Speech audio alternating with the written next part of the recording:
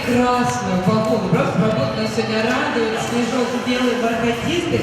Друзья, сегодня мы собрались по очень важному мероприятию, организованному нашим любимым пабликом. Я думаю, что многие вы читают, присутствующие, ценят, не пропускают ничего, что происходит. Наши инстамамы, бурные аплодисменты и пусть! Сегодня вместе совместно с Союзом женской организации Республики Саха-Якутия и историческим парком «Россия. Моя история». Здесь отдельные аплодисменты. Какое-то уютное, прекрасное, великолепнейшее место, и вот от него сразу стоит теплотой. Они сегодня организовали первый, мы самые-самые первые, фестиваль «Инстамам». Конечно, он приурочен к пятилетию нашего паблика «Инстамамы Якутия» и к Дню матери. Каждая мамочка сегодня сможет пройти любые из 5 наших секций по тематике здоровье, образование, красота, творчество и психология. Также вы сможете поучаствовать в квесте от исторического парка «Россия». И, конечно же, квест называется как «Великие женщины России». Я думаю, что абсолютно каждая девушка, которая здесь присутствует, мамочка, она уже великая, но есть те, которые добились чего-то такого прям особенного. Мы их всех знаем, и, конечно, квест нам поможет. Я думаю, будет что-то очень увлекательное, так что, девочки, обязательно в нем участвуйте. Сейчас я хочу, конечно же, объявить нашего генерального спонсора фестиваля, магазин товаров для детей «Элза Якутия», которые предоставили нам сертификат на 15 000 рублей. Надо будет просто опубликовать свою фотографию, где мы красивые, счастливые на фоне стенда «Элза». И, конечно же, получить самое большое количество комментариев до 5 часов. С поддержкой своих подписчиков своих подписчиков, вы можете, конечно же, стать победительницами, получить топ-сертификат на 15 000 и, конечно же, купить все, что вам необходимо в этом замечательном магазине. Стол и вручение у нас будет в 17:00. И я, конечно же, думаю, что пора торжественно открыть наш фестиваль. И здесь нужны ваши громкие аплодисменты, потому что я предоставляю слово заместителю министра труда и социального развития Республики Саха-Якутия. Аплодисменты еще громче. Лена Юрьевна Кутякова. Аплодисменты, друзья!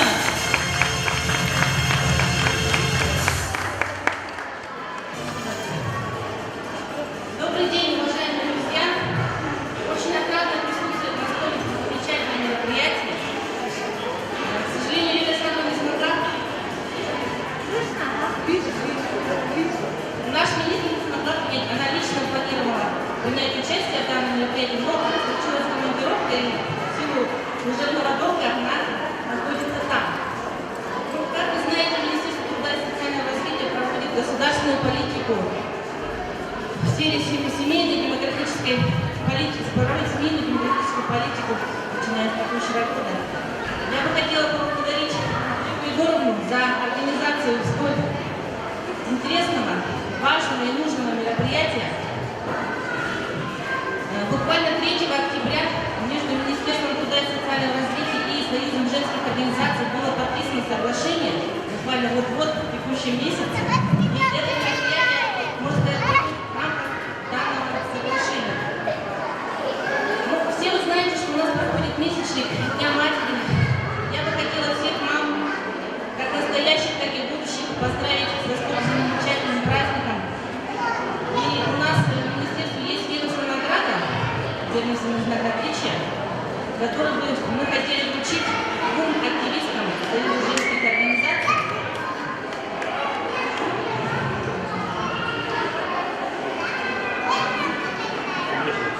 Это Васильева Надежда Юрьевна, руководитель психологического центра «Надежда».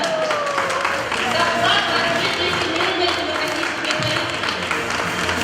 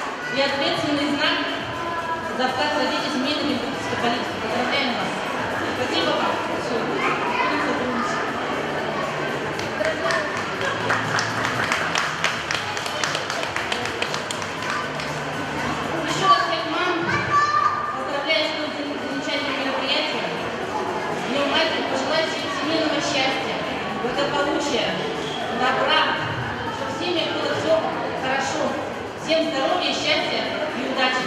Спасибо. Большое спасибо вам. Дорогие друзья, у нас сейчас будет маленькое объявление, что после торжественной части мы будем переходить по всем нашим 5 секциям, поэтому задержка есть, я думаю, вдруг вы сейчас ровно в половину уже некоторые побежали. Пока торжественное открытие идет, соответственно, мы не будем начинать секции, чтобы у всех было полноценное время насладиться тем, что подготовил для вас каждый спикер. Я предоставляю слово под ваши также бурные аплодисменты заместителю Министерства по делам молодежи и социальных коммуникаций Республики Саха-Якутия Надежде Вячеславовне Макачевской. Аплодисменты громче! Добрый день, дорогие друзья, мамочки, которые собрались на этом замечательном празднике от имени Министерства по делам молодежи и социальным коммуникациям, лично от министра Степана Кулевича Саргадаева, лично от себя. Сердечно вас поздравляю с наступающим Днем Матери Российской Федерации и с 5-летием такого замечательного паблика Инстамам Якутия. И, конечно же, мама – это, наверное, самое теплое слово, которое существует на этом свете. И для каждого ребенка мама – это самый близкий, самый родной человек. А для каждой матери ребенок – это его драгоценный металл. И хочу пожелать вам крепкого здоровья, в первую очередь, вам и вашим близким, детям, вашим матерям, бабушкам, и семейного благополучия, счастья. И до прошлого года Министерство по делам молодежи и социальной коммуникации называлось Министерство по делам молодежи и семейной политики. И мы в 2019 году торжественно функции передали Министерству труда и социального развития, которое сейчас на таком тоже высоком уровне проводит мероприятия в области семейной политики и проводит политику по поддержке матерей, семей и детей. И хочу вам всем пожелать отличного настроения, чтобы сегодняшний день у вас прошел очень плодотворно, чтобы вы узнали очень многое и многое сегодня для себя внесли. Да. И разрешите, пожалуйста, объявить благодарность министра двум нашим замечательным мамочкам. Итак, благодарственное письмо вручается Наговицыной Валентине Романовне. Аплодисменты громче.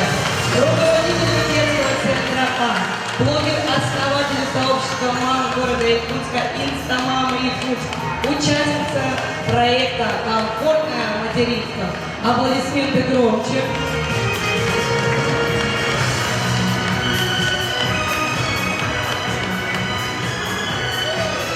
Здесь громкие аплодисменты, потому что не каждый видит основателя. Сейчас вы можете посмотреть на нее, на нашу дочку. Вот одна из. Там, кто делает нас счастливы каждый день, говорят, что послушайте вас повели. Благодарственное письмо вручается Аргуновой Елене Владиславовне. Аплодисменты громче. Руководитель проекта «Открытая среда и мама дня», участница проекта «Комфортное материнство». Вот наши две основательницы. Спасибо вам большое за этот чудесный проект.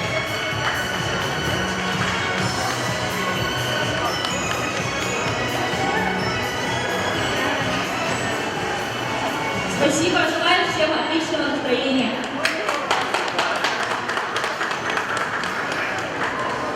А мы продолжаем. Следующее слово у нас предоставляется главный специалист по семейной политике Управления молодежи и семейной политики окружной администрации города Якутска. Аплодисменты громче, ты уже выбегаешь. Сардан Степанов еще главное своим главным достоянием, золотцем. Добрый день. От имени окружной администрации города Якутска, от имени главы города Якутска Арсентьевой, от имени Управления молодежи и семейной политики сердечно поздравляем вас с этим замечательным праздником и Днем Матери. Желаем вам всем матерям семейного счастья, благополучия. Также желаю, чтобы улыбки наших детей всегда радовали их, наши сердца и всегда у нас было хорошо, у всех мам. Также разрешите представить вручить благодарственное письмо главы города Якутска Сардар Владимировны Аксентьевой за заслуги в воспитании детей, вклад в укрепление и гармонизацию развития семьи, активную гражданскую позицию и общественную деятельность во благо развития родного города и республики, члену Союза женского движения Республики Саха-Якутия, председателю Женского совета Губинского округа города Якутска Лидии Андреевне Сыроватской. Громче аплодисменты.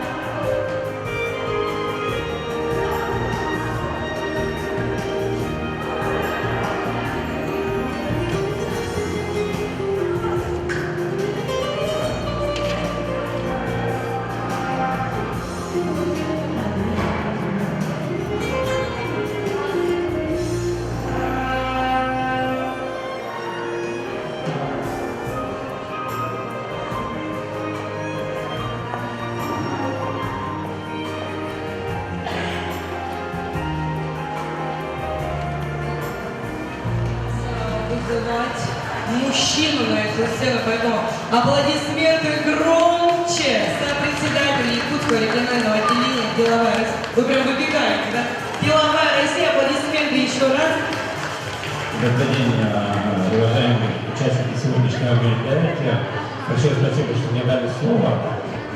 Позвольте мне от нашей деловой организации «Деловая Россия» и от себя лично поздравить всех участников с открытием этой прекраснейшей площадки, поздравить с пабликом, пятилетием паблика, поздравить и, конечно же, поздравить с нашим прекрасным днем, Днем Матери. Что хочется сказать, уважаемые дамы, мы знаем огромное количество примеров, когда успешные, большие, может не очень большие, но однозначно динамически развивающие предприятия возглавляют наши женщины. У нас очень много примеров нашей деловой организации, в которой мы объединяем, входит малый и средний бизнес, который возглавляют прекрасные дамы. У нас огромные примеры, и вот яркий пример наш сопредседатель Деловой России, всем, наверное, известная Габасова Лида Магазиновна, которая возглавляет крупнейшее предприятие «Айгуль», насчитывающее 1500 человек. Наш председатель нашей организации, тоже женщина, Пичкина Альбина Егоровна, возглавляет крупную IT-компанию. Но я, наверное, хотел бы еще добавить, что буквально где-то 3 дня назад мы провели в точке кипения мероприятие, федеральное мероприятие по отбору на конкурс и на обучение под названием «Мама предприниматель». 95 участников попали 35 участников. И я уверен, что буквально в ближайшее время наши дружные ряды бизнеса пополнят как минимум 20 на 35 юных и прекрасных предпринимателей. Но я, наверное, как мужчина, представитель мужского населения, для которого женщина – это в первую очередь любящая жена, любящая мама, верная подруга, которая будет, и товарищ, который будет всегда рядом, хотел бы к вам обратиться, милые дамы.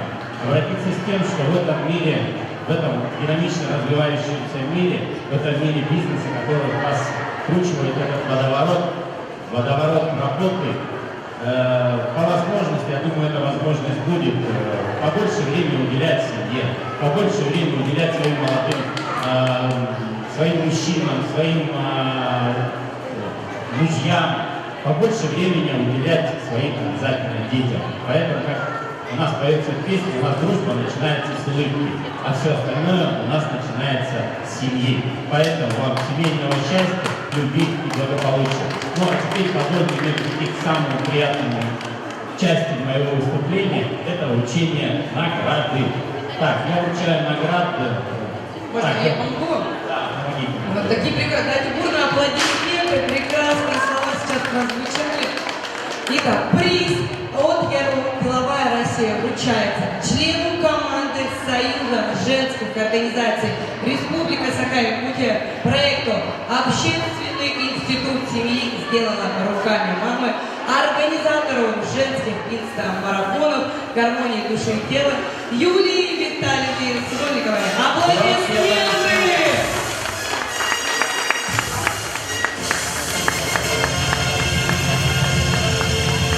Еще раз громкие аплодисменты. Я еще, знаете, хочу выразить огромную благодарность. Я вот здесь встретил наш женский совет Губинского округа. Я хочу им выразить действительно огромную благодарность. У нас преобразился двор. Я не пойму, где они берут и черпают столько энергии. Активные и очень молодцы. Губинскому женскому округу. Уруй! Айхал! Уруй! Айхал! Уруй! Айхал! Айхал! Айхал! Спасибо. Как приятно, сколько услышать. Все-таки на каждом празднике должны быть мужчины. Всегда я с нами. И следующее слово предоставляется председателю Союза женских организаций Якутии, члену бюро Союза женщин России Анжелике Егоровне Андреевой. Аплодисменты! Большое спасибо, Наталья, дорогие мамочки. Не буду задерживать вашего внимания. Хочу сказать, что мы не делаем великих дел, но каждое маленькое дело делаем с великой любовью. С фестивалем вас, с фестивалем 5-летием Инстамам. И хочу выразить огромную благодарность сообществу молодых мамочек Инстамам. Они объединяют 25 тысяч мамочек не только по всей республике, но и из других регионов. И на своем форуме обсуждают такие актуальные проблемы, начиная педиатрии и заканчивая кулинарным искусством. И мы хотим, чтобы этот фестиваль стал ежегодным. Мы выражаем всем огромную благодарность нашему Министерству труда и социального развития, Министерству по делам молодежи и социальным коммуникациям, нашим социальным партнерам. И чтобы этот фестиваль стал традиционным, и каждая мамочка и ребенок, они получили саморазвитие, самоорганизацию, много полезной информации, и чтобы в нашей республике было как можно больше счастливых семей. А сейчас я хочу с удовольствием предоставить слово хозяину этого дома, уважаемому... Ой, я должна что-то включить, да? Ну, сначала слово, мне кажется, предоставим уважаемому человеку, который право здесь приучить. Да, уважаемому Дмитрию Ивановичу Соловьеву аплодисменты. Громкие, потому что мы наслаждаемся. Добрый день, уважаемые инстамамы. Очень рады вас здесь видеть. Мы вообще дорожим сотрудничеством с Союзом женских организаций. И вообще, я считаю, что женщина в нашем обществе и вообще в мире, конечно, играет огромное, наверное, самое определяющее значение в нашей жизни. И поэтому сегодняшний фестиваль, конечно, он радует всех нас. Поэтому мы хотим пожелать вам от исторического парка, от нашего коллектива с интересом провести время, находить здесь что-то новое вместе с нашей командой. Хотел бы поблагодарить Анжелику Егоровну за то, и вот и сообщества ваши, и руководитель, лидеров вашего сообщества поздравить с таким прекрасным юбилеем. Я думаю, что это начало только, да, и пожелать вам больших успехов и такого прекрасного, счастливого, доброго, светлого пути с фестивалем Инстамамы. Спасибо. Большое спасибо. А также я хочу вручить благодарственные письма нашим социальным партнерам. Это детские центры, организации, которые сегодня пришли совершенно бесплатно рассказать мамочкам и детишкам о своих проектах. И сейчас разрешите вручить благодарственное письмо студии праздников Art Studio. Art Studio. Есть, да, представители, пожалуйста? Студия праздников Art Studio. Мне кажется, они где-то уже готовятся. Не работает. Да. Разрешите вручить благодарственное письмо от имени Союза женских организаций Республики Саха-Якутия издательскому дому «Бичик». Сегодня они будут проводить направление творчества. Благодарственное письмо вручается издательскому дому «Бичик». Варя здесь, да? Варя. Бежит, бежит, бежит.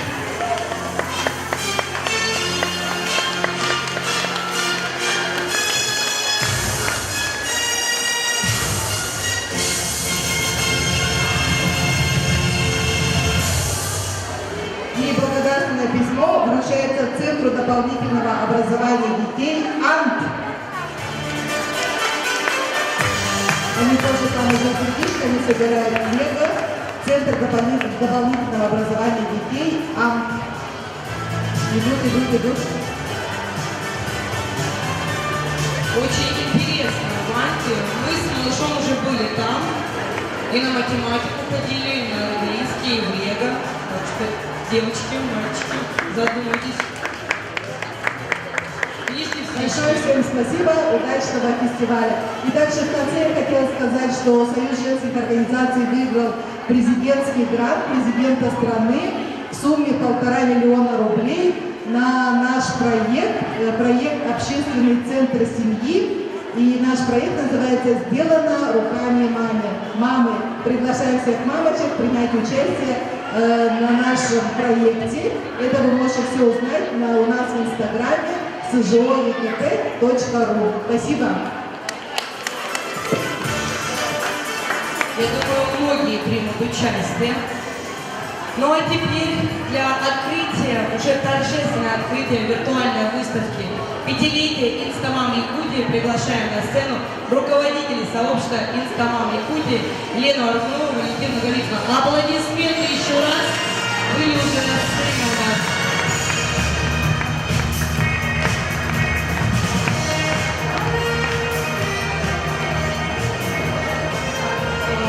Рада вас видеть. И хотелось бы немножко рассказать, с чего все начиналось. 5 лет назад две мамочки познакомились, даже 6 лет назад, познакомились в группе сентябрятки 2013 и начали дружить. Вот. Вообще, хотелось бы подчеркнуть, что все мечты сбываются. Вот кто бы подумал, да, что Инстаграм, ведешь Инстаграм и можешь получить благодарственное письмо через 5 лет. Вот. Мы очень рады, что вы все пришли и рады открыть выставку «Результат наших деяний». Работа всех фотографий, которые представлены здесь, это работа наших мамочек, которые участвовали в конкурсах наших марафонов за все 5 лет. Мы видели, как наши дети растут. Получается, когда мы открывали паблик, нашим детям было по 1 году. Сейчас нам 6 лет, и они скоро уйдут в школу. Добрый день всем еще раз. От нашего коллектива я бы хотела прежде всего поблагодарить Союз женских организаций за вашу помощь, поддержку и исторический парк «Россия. Моя история», потому что это очень комфортное место для проведения таких мероприятий, где могут комфортно находиться мамы с детьми и в большом количестве. Также у нас совсем недавно завершился наш традиционный осенний марафон с творческими заданиями для мамочек. И, пользуясь случаем, мы бы хотели наградить наших участниц, победительниц и позвать директору магазина «Армейские пельмени», которые были спонсорами наших призов, для того, чтобы их вручить победителям. Поэтому аплодисменты громче для вручения призов Асильма. Нашу очаровательную владелицу. Вера, готова? Призов, смотрю, много.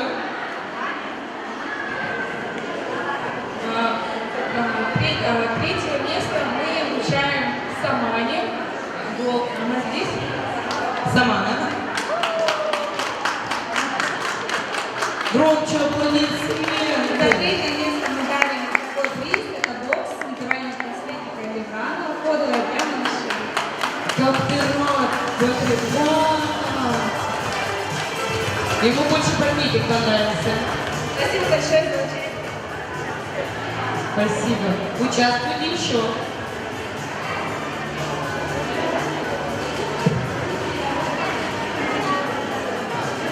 Второе место у нас занимает Адель Валентинская. Адель здесь. Адель. Громче аплодисменты победителю серебро. Второе место.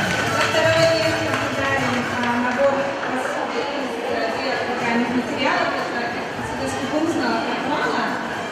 Я знаю, у нас участвовало, по-моему, трое, да. Мы решили, чтобы каждый достался приз. Здесь кружка и тарелка из скупумзна. Спасибо за участие.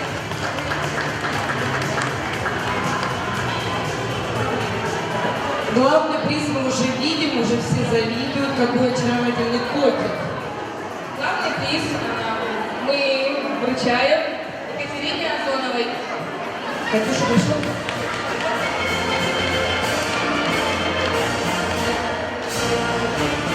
Не пришла Катя, да? У нее трое детей, Катю знают многие, она у нас активная участница всех марафонов. Катюша, мы передадим тебе обязательно твой подарок, не переживай. Спасибо большое, это твое золото. Как они будут втроем делить этого кота, не знаю. Также мы бы хотели выделить участницу Неприяму Борисовну, так как она затронула одну из ваших социальных тем в одном из наших этапов про комфортное материнство.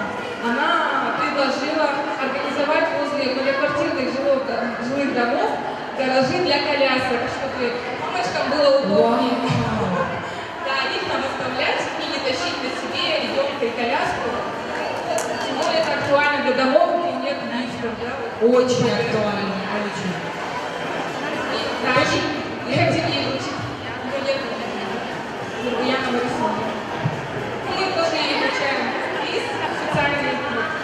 Хотим выделить именно вот это. Я заметила, на студии клеит. Да, студии. Громче аплодисменты, потому что правда. Сейчас, мне кажется, каждая мама вспомнила свою коляску, какие они тяжелые, чтобы везде проходили. Это правда очень такой важный момент. Я когда в торговый центр выходила, думала, почему я тащу эту коляску на себе, чтобы купить что-нибудь новенькое. И думаю, что официальное открытие торжественное у нас завершено. Приглашаем вас всех на выставку, вы еще раз сможете посмотреть, полюбоваться, поинтересоваться. Но мы решили сделать вход конем и общее фотографирование сделать в начале. Чтобы кто пришел, кто у нас пунктуальный, кто все знает, все просканировать досконально каждый шаг нашей секции, чтобы мы сделали, мы на первом этаже будем фотографироваться, или здесь. Я тоже думаю, что здесь, в теплой обстановке, дорогие мамочки, берите своих замечательных деток. Всех приглашаем на общее фотографирование, да, чтобы мы сделали фотоотчет в самом начале, а потом расслабленные, душевные, наслаждались тем, что здесь будет происходить. Работают 5 секций, все уже есть в Инстаграме, программы, все вокруг.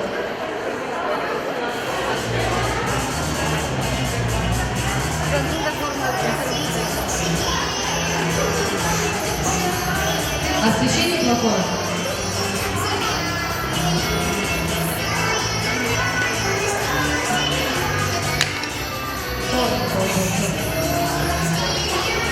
Можно в эту сторону сделать полукруг? Может, это никогда поем? Поем? У тебя будет видно нормально, да? Это на телефоне, оказывается, темно. Дорогие мамочки, проходите, проходите, пожалуйста. Компактнее. Компактнее.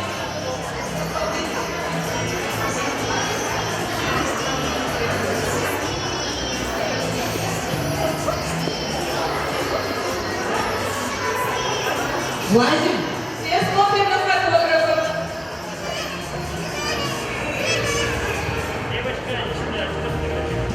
Вы хорошая. А вот потом на видео надо будет помахать, да? Правильно? Инстамама, Раз, два, три. Инстамам! Это было крикнуть вообще, девочки. Давайте еще раз. Будешь диктовать? Раз, два, три. Инстамамы!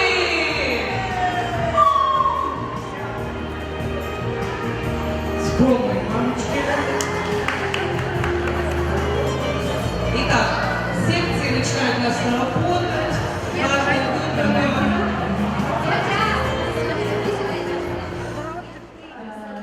Сегодня мы начинаем наш блог «Психология». Представляет студия детской нейропсихологии «Светлячок». Также я сегодня буду представлять тему «Перинатальный опыт начала жизни» от клуба «Персона». У нас есть еще клуб психологический «Персона». И меня зовут Надежда Калыярова. Я являюсь детским нейропсихологом и семейным психологом, психотерапевтом. И хочу с вами сегодня поговорить на тему, что такое перинатальный период. Мы хотим с вами раскрыть сегодня тему очень важную. Это старт каждого человека в жизнь. И каждый человек приходит в эту жизнь с одной главной задачей – быть счастливым.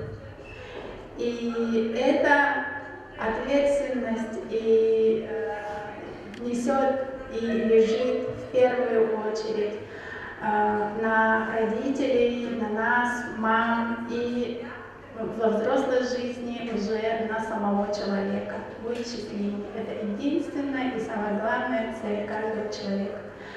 И с чего начинается наша жизнь? Наша жизнь начинается с утробы. И откуда идет характер и судьба? Каждая мама от любви к своему ребенку старается. Я уверена, что здесь сидящие родители самые ответственные, самые любящие, которые хотят подарить своим детям все самое лучшее. И я хочу поделиться с вами некоторыми секретами, что мы можем сделать нашим детям, чтобы они были здоровыми, они были счастливыми. И секрет кроется в перинатальном опыте. И наша практика и теоретическая психология говорят о фактах, что все-таки жизнь начинается в утробе. И характер, и судьба детей. Что туда входит? Откуда формируется? Это в первую очередь родовая система. Что такое родовая система? Это все наши предки, откуда мы родом, кто нас родил, наши мамы, папы, бабушки, дедушки. Вторая – это перинатальный опыт. Третий – опыт прохождения родовых путей. И мы сейчас наших малышей приглашаем поиграть в тоннели. Мы привезли свой волшебный тоннель. Дети могут поиграть, и в конце я расскажу, какой смысл, что это означает. И сейчас я хочу рассказать про перинатальный опыт более подробно. Что мы берем в утробе матери? Мы берем в утробе матери самое главное эмоциональный опыт. Самый первый эмоциональный опыт мы берем в утробе. Дальше основные стереотипы поведения, характер мы берем тоже в перинатальном периоде. И знание о мире, о людях мы тоже берем в перинатальном периоде. Вот почему приходят родители и говорят: мы так любим своего ребенка, мы с первых дней ему говорим об этом, мы его обнимаем, мы его целуем, но он все время боится, что мы уйдем, но он все время спрашивает, любим ли мы его. И как вы думаете, откуда у ребенка такой опыт, если его с первых дней так сильно любили и говорили об этом? Секрет кроется в перинатальном периоде, когда мама только узнает, что она беременная, и какие чувства она испытывает, готова ли она, есть ли у нее уверенность в будущем, есть ли у нее уверенность в своем партнере, что все будет хорошо и он поддержит. И все это эмоциональный опыт перинатального периода. Также и все это формирует у детей, у каждого человека базовое доверие к миру. Право на жизнь – это самый фундамент, самая основа нашей жизни, нашего характера, нашей ощущения уверенности, активности, способности и силы достигать цели, стрессоустойчивость. Оно у нас есть только если внутри у нас базовое доверие и уверенность права быть в этом мире. А если в перинатальном периоде по каким-то причинам мама испугалась, мама была в тревоге, она не была уверена, то, к сожалению, человек программируется уже в дроби, и у него основные паттерны поведения будут желание доказать, что он может быть, что он хороший, что его могли принять общество и близкие. Это борьба, это борцы, которым все время кажется, что мир агрессивный, несправедливый. Да? Это экстремалщики. Почему люди тянутся, какая категория людей тянется к экстремальным видам спорта? Это вот проигрывание перинатальных травм, когда в утробе ребенок испугался, например, тонус живота или угроза, да? Но сейчас в зале много беременных, поэтому я не буду сильно акцентироваться на негативных моментах. Я хочу вам показать, как мы это можем исправить, как мы можем в животике нашего малыша поддержать и дать силы и ресурсы, чтобы он родился уверенным, активным, здоровым, стрессоустойчивым. Да? Вот главные слова для ребенка. Можете сфотографировать, чтобы в течение 9 месяцев поддерживать своего малыша, чтобы успокаивать его. Жизнь наша разная, и иногда в период беременности нам может быть страшно, да, от какой-то информации, неуютно. И в этот момент малыш тоже боится. И важно маме научить малыша с первых дней чувствовать себя отдельной личностью. И когда мы говорим ему эти слова и говорим: малыш, это моя жизнь, это мои чувства, а у тебя все будет хорошо, расти и развивайся спокойно. Вот так мы можем успокоить малыша, который боится нашей жизни, а в нашей жизни сегодня очень много разнообразия, очень быстрая жизнь, разная информации много, и мы невзначай можем свои переживания и страхи передать ребенку. Вот почему очень важно разговаривать с ребенком. То есть очень много в литературе пишут, как воспитывать ребенка, какие слова говорить ребенку, когда он уже начал общаться. Но на самом деле все вот эти базовые вещи, они формируются, когда мы носим их в животике.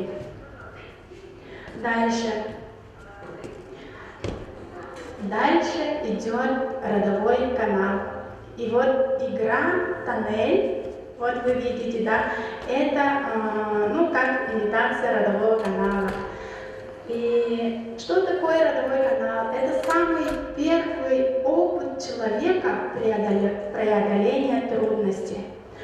Там бывают разные истории, случаи. И ребенок, конечно же, боится, и мама боится боли, как все пройдет, как будет раскрываться шейка матки и так далее, да? И очень важно в этот момент думать не только о себе, но и поддерживать ребенка словами, что все будет хорошо, и мама рядом. Потому что вот в этой боли, когда мы забываем малыша, ему тоже очень страшно. И потом приходят детки на консультацию, и мама говорит: у нас все хорошо дома, но малыш очень боится темноты, боится оставаться один. И вот это как раз-таки тоже, возможно, может быть опыт родовых каналов. Что я могу сказать сегодня для тех, кто собирается идти в роддом и рожать? Роды – это естественный процесс. И как мы можем подготовить себя к родам? Самое главное – помнить о том, что родовой процесс – это работа подкорковых отделов мозга. То есть женщина должна обратиться к своей животной части. То есть, как мы это можем организовать? Очень важно сконцентрироваться на своем теле, на своем дыхании и не отвлекаться на общение, не отвлекаться на ответы на всякие вопросы, потому что когда мы начинаем разговаривать с другим человеком, у нас активируется корковая часть. И подкорка уже не так функциональна, как должна быть во время родов.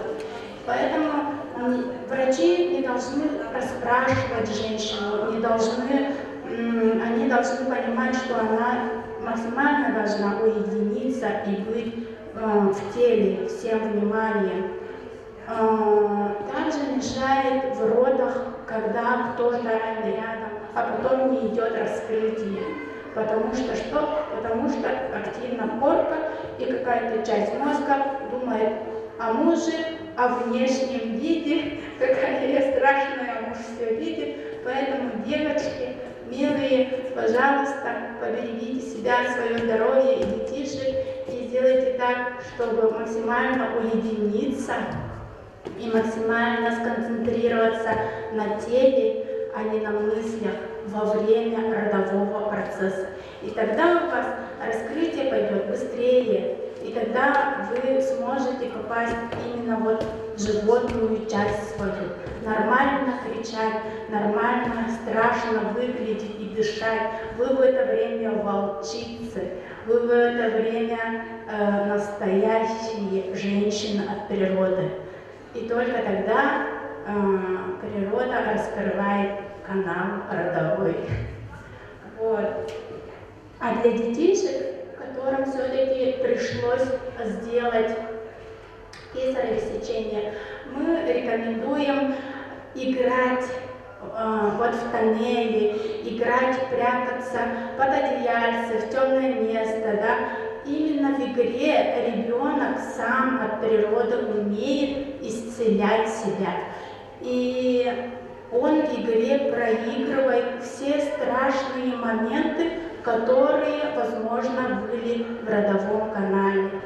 И у нас очень длинный родовой канал, и все дети обычно на занятиях ведут себя по-разному.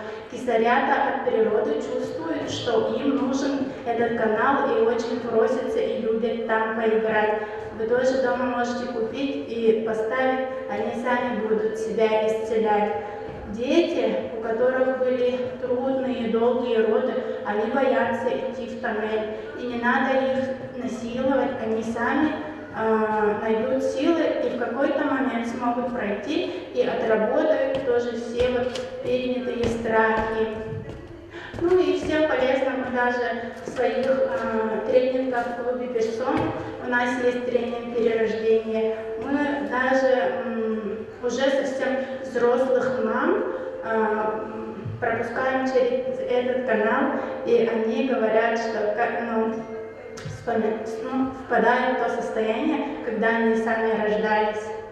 Вот. И сейчас очень много технологий, и психология дошла до такой точки, когда она может исправить и перинатальные травмы, и травмы родовых путей. Поэтому интересуйтесь, познавайте и приходите на тренинги. После тренингов именно вот перинатального периода у нас очень хорошие результаты и отзывы. Состояние человека, взрослого и детей значительно меняется. То есть не бойтесь, что что-то пошло не так, вы всегда можете это исправить. И мы готовы вам помочь. Спасибо за внимание. Это был психологический клуб «Персона» Надежда Кулиярова. И сейчас я приглашаю на сцену нашу студию детской нейропсихологии «Светлячок». Так. Они нам сегодня подготовили перформанс «Мозг и тело», и мы в реальном моменте увидим, как работает наш мозг и как он связан, как функционируют наши психические процессы. Спасибо.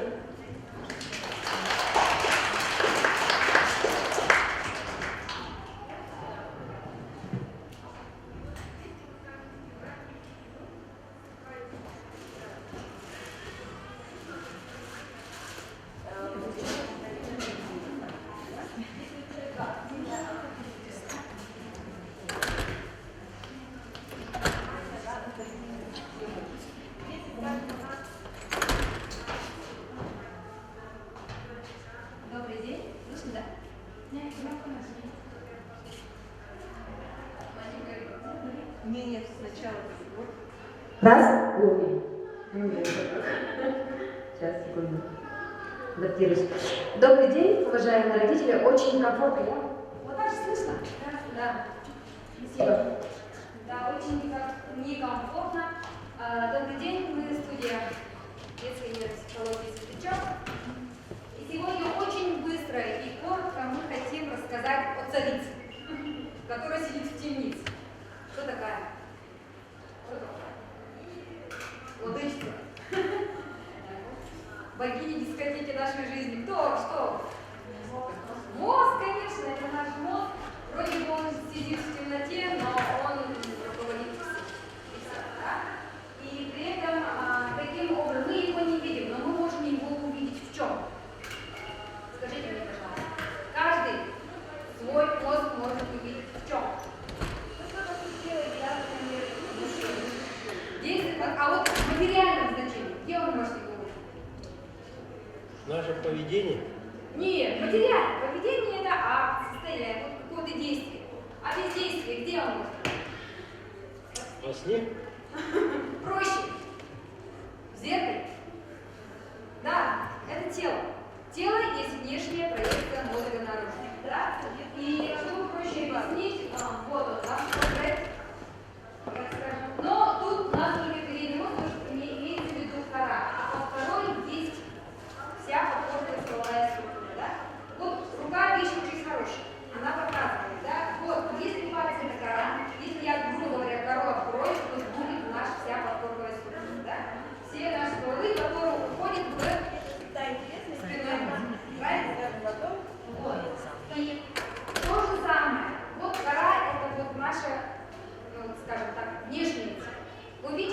кишечник, увидите свой желудок. Видите? Да, и если вот это тело, то руки, ноги, живот, спина, это кора, то наши внутренние органы – это вся подпорка. Там живет наш автопилот, да, который включается в тот момент, когда мы засыпаем. Ну, сердцебиение, дыхание, давление – это все подпорка. Наши гормоны, наше настроение, наши установки. Мы их можем не осознавать, как сейчас сказала Надежда, да, которые идут с перинатального периода, но они влияют на наше поведение, влияют на наше решение. Мы их можем не осознавать, но пока что вот, вроде бы даже когда ты становишься человек, рождается, живет, иногда говорит, я не буду со своим ребенком так говорить, я не буду, я буду другая мама, да? Почему не слышно? Да? И потом, когда ты вступаешь в роль мамы, ты очень многое начинаешь делать, так же, как твоя мама. Да? Потому что Владимир говорил, что ты никогда так не будешь делать. Я не буду так ругать, я не буду так, либо наоборот, я буду тоже так же делать. Да? Вот, допустим, личный мой пример. У моей мамы пирожки прям как клоны. Да? И она мне разрешала их делать, потому что они у меня были кривыми и разного размера. И ей это не нравилось. Но сейчас, по течению, я уже мама, и у меня такие же пирожки. То есть программа работает. Я стремилась к этому, и само есть понимание, что так оно должно быть. Это все уже сидит в подходе. Да? И сегодня мы хотим, сколько у вас человек? Я хочу вас посчитать. 1, 2, 3, 4, 5, 6, 7, 8, 9, 10, 11, 12, 13, 14, 15, 16, 17. Дмитрий Петрович, я вас возьму. Да, на камеру. Для этого. На 5 минут, да? На 5 минут. Ага. Сейчас мы хотим вам показать буквально, чтобы вы почувствовали, поняли, как это работает, да? Потому что вот у нас тут воловые структуры, подкопки и ступени. Да, по-второму. Сейчас мы вас разделим на лобную долю, мы вас разделим на височную долю, на теменную и на затылочную. Да? Чтобы вы поняли, что происходит даже в тот момент, когда мы возьмем письмо. Да, ствол берем. Да? И что происходит, как работает мозг во время письма. Чтобы вы на себе ощутили, как это происходит. Итак, 5 человек. По 5 человек. Все встаем. Вещи оставляем. Можно сюда, да? Можно вот сюда встать, вот где комната. Все. В один ряд. Да.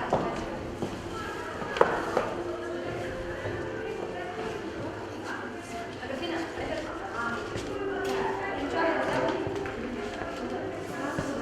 Команда фиолетовых 5 человек. Это так, вот первый, второй, третий, четвертый, пятый. подпорка. Кто подпорка?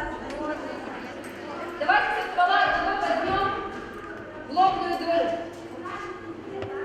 Кого-нибудь в лобную долю. Еще одного. Вот прям ствол не хочет разделяться. Ствол. Ага. Так, начинаем прям так хорошо разместиться. Давайте сесть сюда, да? Или как? Давайте. Сначала идет ствол. Подождите, я буду называть. Встречаем стволовые структуры. Царица нашего мозга. Царицы, да. Генеральный директор.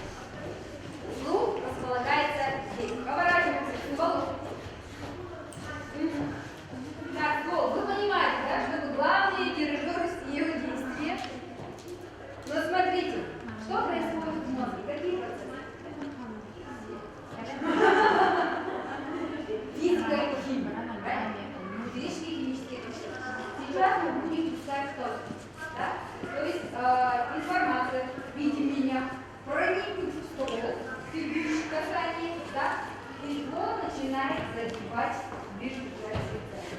Да? Но нюанс. Будет какой-то момент, ну что-то случится. Да? Я буду менять, лоб засыпает. Когда лоб засыпает, там двое спят, два более-менее как-то пытаются за всех отвечать. Да? И будет постепенно каждый пытаться засыпать. И вот информация. И вы потом, когда действие проделаете, то есть вы имеете право касаться соседнего человека только в тот момент, когда вас кто-то коснется. Есть касание? Детям. Так, все, вокруг чужие. Вокруг чужие. Вот твоя.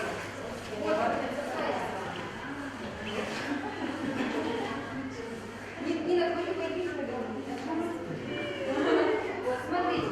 Нет касания, нет грязи. Да? Так, вот чуть-чуть. Я понимаю, что это очень интеллектуальное, очень крутые.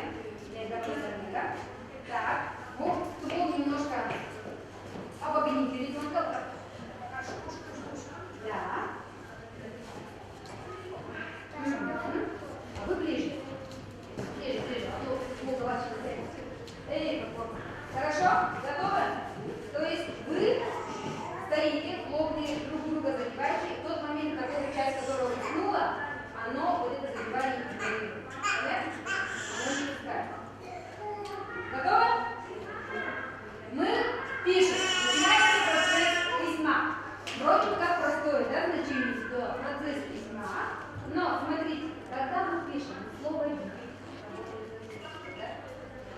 мы слово слышим, мы пишем руками, двигаем тон, двигаем руками, да? Видим пространство вместе с ваш товарищ учитель, да? А вот это ваши пациенты.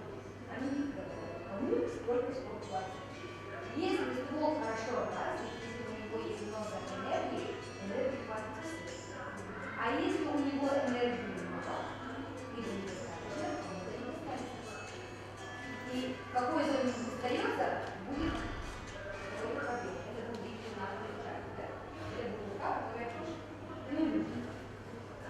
Понятно? Готовы? Хорошо. Начинаем. Так, зрительно-пространственная зона. Сейчас просто давайте попробуем отрепетировать. Пришло, слово услышали. Я пришло, я крестила. Оба это касание слова. Вы своих усилий тоже касаетесь. Всех. Дын-дын-дын. Пришло слово. Друг друга. Эта сторона начинает задевать зрительный центр. Вы не ходите. Прям просто задевайте всех порядок. Давайте. Нейронные связи. Нейронные связи. Не уходим. Какая структура не уходит. У вас своя территория. И все время их касайтесь. Да, все время касайтесь. Будьте все время в процессе. Все время соседа тоже касайтесь. Всех касайтесь. Вот пошли микротоки. Вот пошла работа физическая. Да? Окей. Так, теперь зрительно-пространственная зона. Часть, половина зрения уснула. Как вас используют? 3. Одна уснула, впереди. Женя спит. Так, смотрите. Вы касаетесь сюда. Так. И пришло слово молоко. Касайтесь вы лучше. Касайтесь вы лучше. Женя игнорирует. Женя касайтесь. А Женя игнорирует. Игнорирует. Ага. Слово молоко. Процесс идет. Стоп.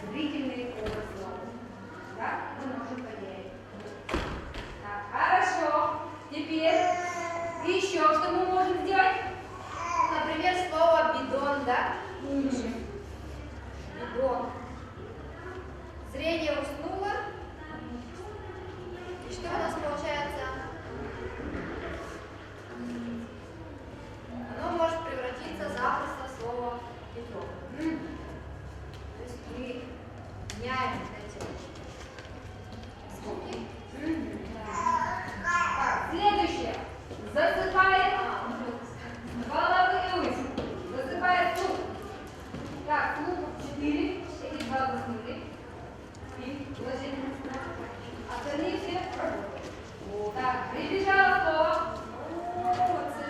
Подожди.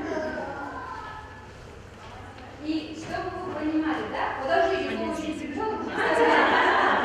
Подождите, вот это называется гиперактивность. Возбудимость. Подождите. Да? Вот смотрите. По идее сигнал приходит от тела. А мозг только достаточно. У нас получается... Подожди, еще сигнал только идет. Сигнал идет. Да. Сколько слова? Трава. Трава. У нас получается... Трава. Смотрим, стоп. Дрова у нас превратились в Трава. дрова. Ба превращается в па. Вот смежно. Начинает ребенок начинает говорить. Дек, зес, сонзо. И он так слышит. Да? Начинается путаница звуковая. Фонетический слух начинает страдать. Так, слух проснулся. Теменная область. Прямо делает рука. Ну-ка. Положение снова. Значит, ваши соседи уже.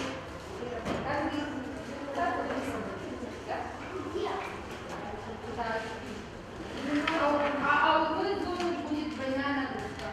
Да. Ориентация листа, подожди. Например, вот лист, да? Нет, тут я отвечаю лист.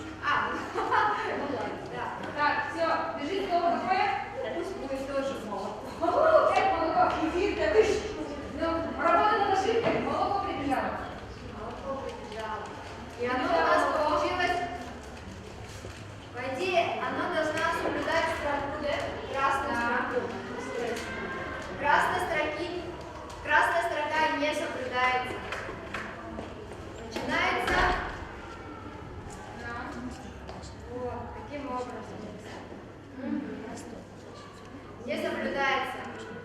Большая буква тоже не соблюдается, да? Прописная буква. Ага. И слово начинает менять. Либо он начинает падать вниз по строке, да? Либо начинает уходить куда-то вверх.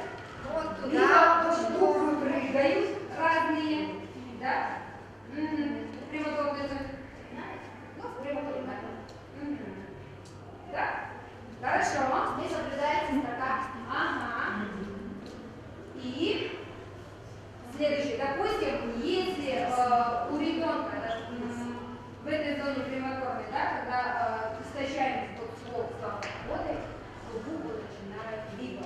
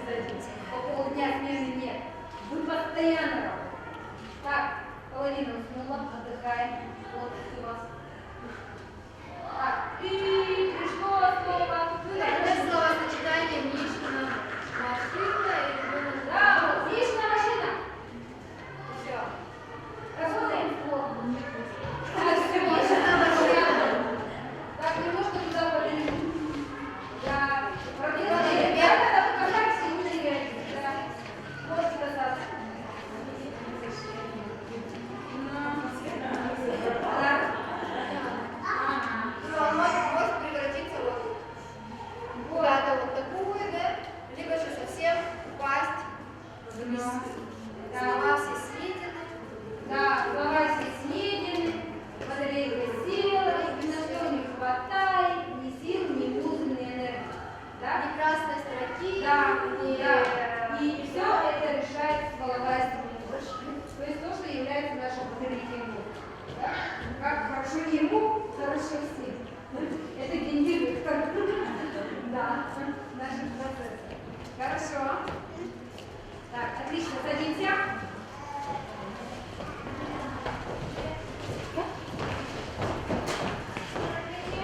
Нет ответа. Поэтому, вот с другой стороны, смотрите, вот эта кора, так же, как и наши мышцы, любые рука, нога, это тренируется. Тренируется и может прокачиваться. Да? Но мы не можем закачать мышцы плечи. Мы не можем закачать мышцы. Поэтому половая структура, она вот свою энергетику набирает первые 3 года.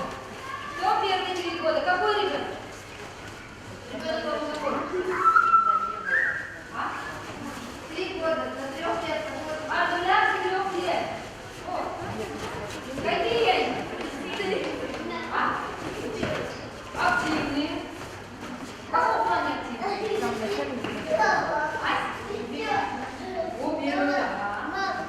Еще что делает? Что делает ребенок после того, как пойдет какой-то проводящей функции? А до ползания. Сразу пополз. Что делать? Прыгается. Хорошо.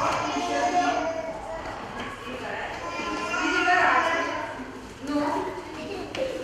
А где, когда сидит? Давайте нам сначала. Стоп, давайте от первого начала. Первый двигательный навык какой?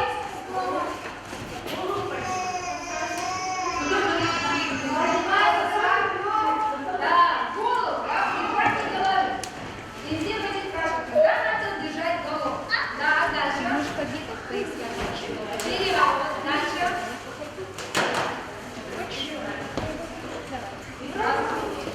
перевернулся, и что дальше делает? Поворачивается, осваивает пространство, начинает проползать. По-пластунски начинает проползать. Есть стремление сесть. Да? Какие поворачивания? Мама, очень это хорошо. Да. И теперь вопрос. Вы уверены, пойдем в ваши детей? У кого будет? Первый, смотрите. 1, 2, 3. Ага. Смотрите, единственный очень жуткий минус 21 век. Прогресс идет, да? А законы развития мозга они не меняются. Оно должно идти так, как заложено природой, просто без никакого вмешательства. Чем проще, тем лучше. Да? Но тут включается. Ага. Включается, да, тот момент, когда вспоминаем. Очень часто говорят, что вот ребенок, наш 7 встал, 10 побежал. Да? Угу. Но тут бывает очень часто нюанс. А может, просто у ребенка не было выбора не встать, да? Возможно, у ребенка был гипертонус, что ему неудобно было согнуть ноги, ему неудобно ползать, что каким образом пропуск того или иного этапа сказывается, да? Скажем так, все это программа, это система, и каждый этап, так скажем, как по щелчку активизирует и развивает новые нейронные связи, да? Активизирует все зоны. И когда ребенок ползает по-пластунски в таком тесном контакте с полом, в этот момент он очень классно чувствует свое тело. Он чувствует свою... Ура! Пустите! Не, пускай идет, пожалуйста. Вот, пускай идет. Не пускайте, пожалуйста, вот именно, да? Вот тут начинается, так скажем, бережная забота мамы. Ну, классно, что у нас есть малыш, круто. Смотрите, и когда он полностью по-пластунски лежит на животе и ползает руками, ногами, всеми работает, он очень чувствует хорошо свои руки и ноги. Смотрите, у нас 2 полушария. И они контролируют разные части тела. Да? Левое полушарие контролирует правую часть тела, а правое левую. И когда мы производим не синхронное движение, а синхронное, да? То есть если правая рука и левая нога, вот, ползание, это асинхронное. Да? И когда работают разные части тела, полушария начинают очень хорошо общаться. Грубо говоря, эй, сейчас работает моя голова, ой, рука, а у тебя левая, у тебя нога, правая, у меня рука. А потом меняется. Да? Вот, смотрите. И в этот момент очень хорошо развивается, укрепляется межполушарные связи. Чем больше и лучше развиты межполушарные связи, чем быстрее и лучше думает ребенок. Да? Раз. И когда мы этот момент пропускаем, дети интуитивно чувствуют, между прочим, когда они зимой не идут по дороге, они идут где? Их тянет куда? Снег. Да. Вот такая широченная дорога, а их тянет в снег. По колено. Снег, грязь, лужи, что-нибудь такое, да?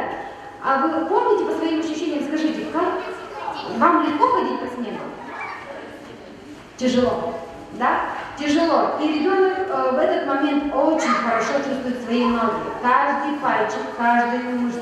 Он интуитивно пытается добрать. Этот малыш, когда вы приходили там, с 3 пакетами пришли домой, принесли воду, что малыш делает? Начинает это тащить. Он пытается вам помочь, но он пытается дать себе нагрузку, да? И ваша задача матерей быть просто внимательными и не вмешиваться. Если это не грозит ребенку, если нет угрозы его безопасности, пожалуйста, позволяйте им учиться чувствовать свое тело. Так, у нас еще чуть-чуть времени есть. И еще хочу сказать, самое главное, да, от 0 до 3 лет в этот период вся эта подкорковая структура набирает силу. И с этой силой он пойдет уже по жизни. Да? И еще на эту силу влияют, кроме движения, еще влияет, как я уже сказала, весь пренатальный период. Да? Вспоминайте, мама, были ли у вас, когда вы родили, в выписке гипоксия плода? Околоплодные зеленые воды, анемия мамы при беременности, да? Либо там выдавливание плода, либо чрезмерно большой плод, больше 4-4,5 килограмм. Да? И это провоцирует гипоксию плода, а чем это чревато? Страдает ствол мозга. Да?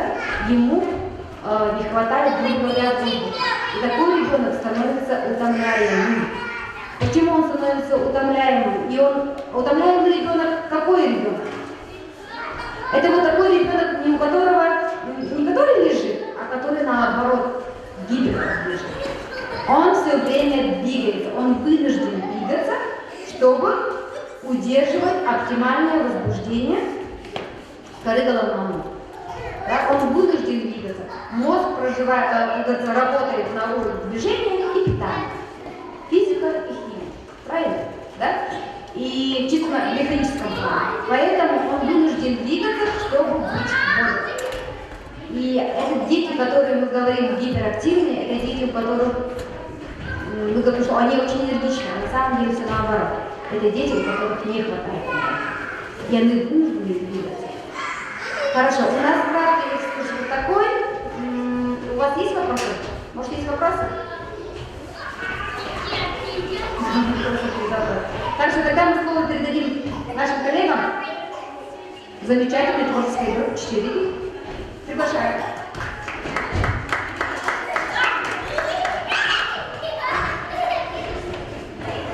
Всем добрый день. Меня зовут Евгения Строева, я психолог.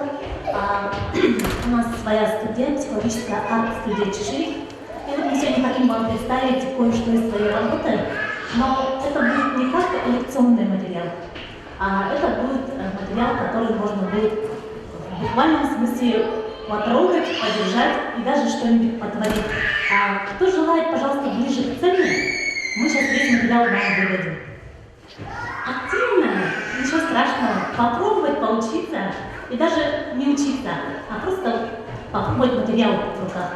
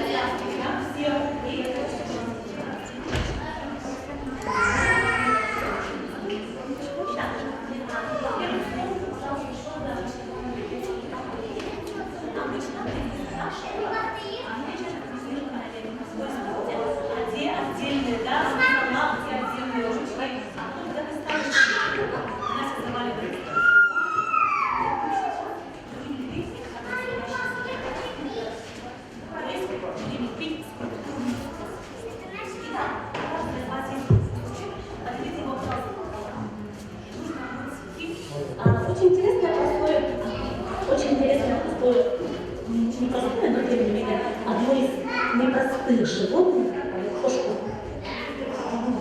Причем кошек будет две. В разных состояниях. Кошку. Две кошки. Да. А делите кусочек пополам. Прям пополам. Да? У кого не хватает вот так. Кошку нужно слепить из цельного листа, вытягивая снизу. Но не просто так смотреть кошку, а кошку с определенным состоянием. Наверняка у многих у вас есть свои кошки, но одной из самых есть. Адам? Сколько лет Адам? 3. Вот Адам. Уже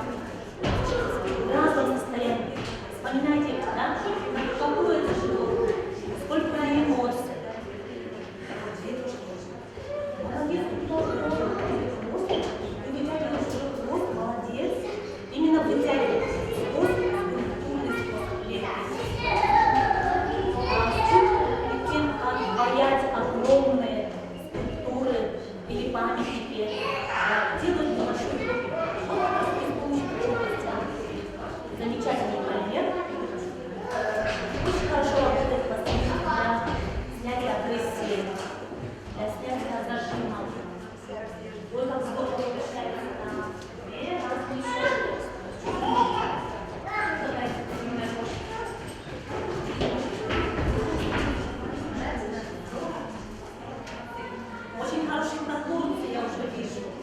Отлично, отлично. Поехали. Молодец, девочка.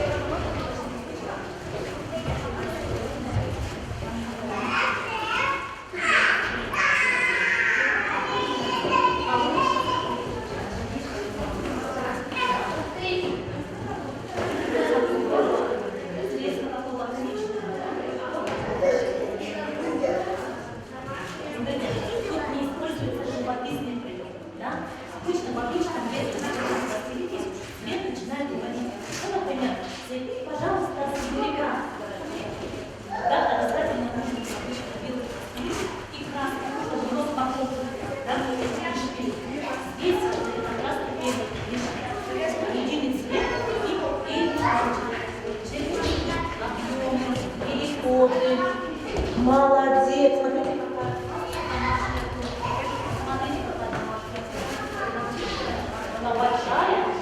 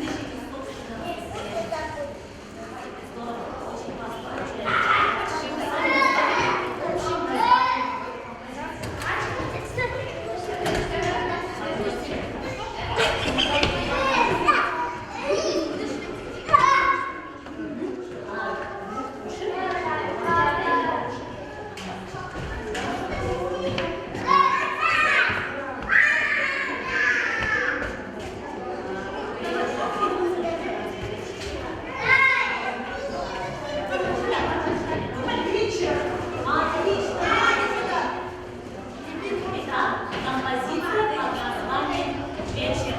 Посмотрите. Можно его провести вот так, да? А можно учить на энергично провести вечер. Мама сделает правильно. Очень важно его очень правильно называть. Это репрезентация, соответственно, это естественное отношение, что есть разные формы активности, да?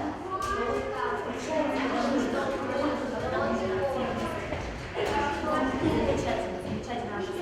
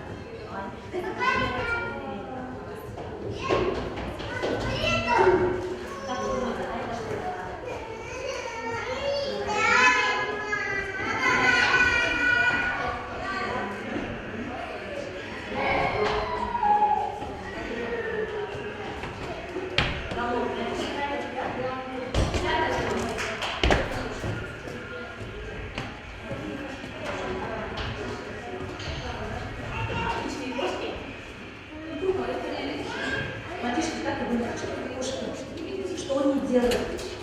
Какой он охотится, не кушает. А из них больше вот это больше охотится. Почему ты так думаешь? Ага, почему? Хорошо, вот это еще почему?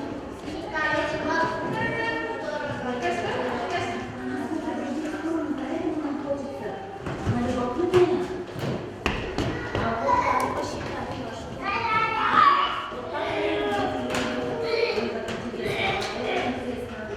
Как бы вы назвали свою пару? Что это такое? Как бы ее назвали?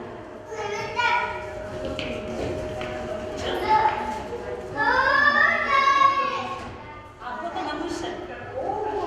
Как победить? Охота на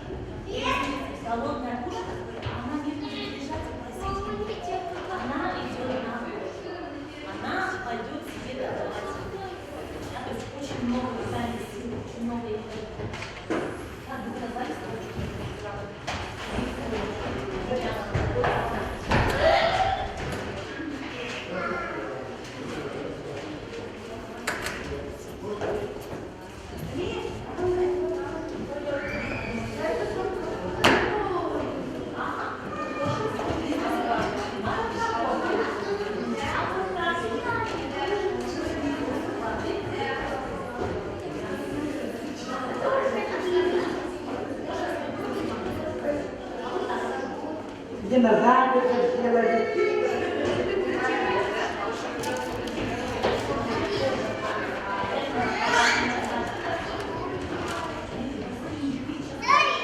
Вот сейчас мы с вами поговорим скульптурный художественный способ. Он еще называется анималистический жанр. То есть есть скульпторы, которые лепят, да, которые делают только опасных животных. Волков, лошадей часто очень, мальчик у нас, например,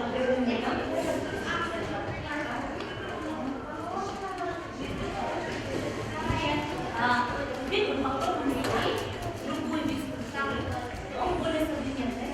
Некоторые считают, что он очень сложный для понимания. Но у нас была с вами тоже разных замечательных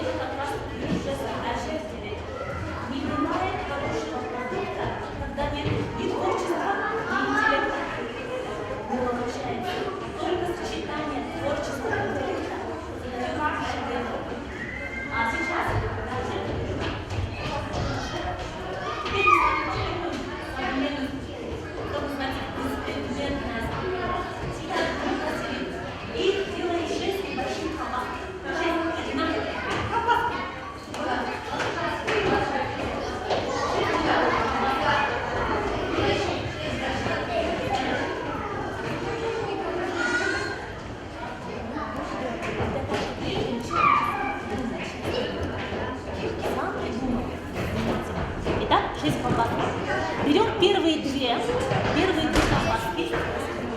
У нас с вами у кошек было какое-то, кошка предмет, да, объект. Теперь мы с вами делаем фокус. Выбираем кошку и остается в состоянии.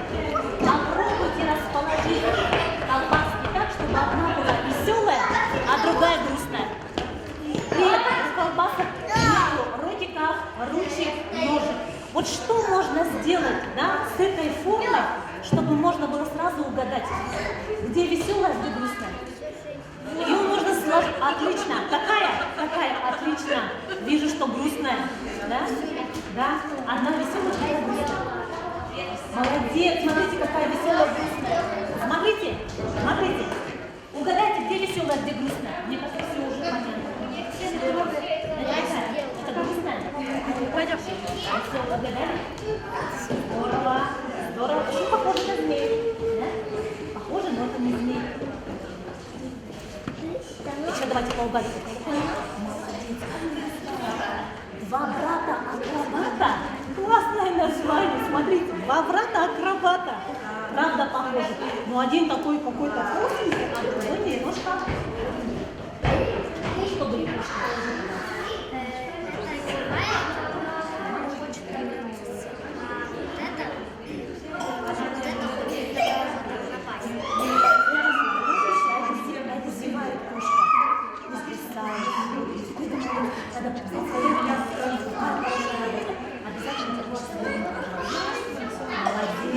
Два брата акробата. Здорово.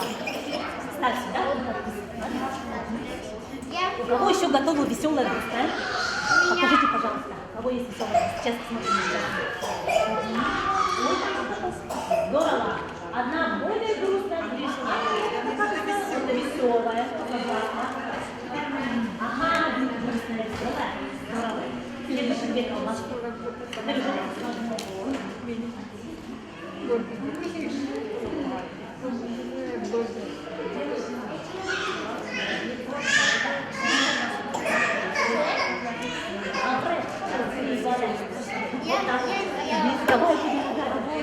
А теперь давайте здесь угадаем, где веселая, где грустная.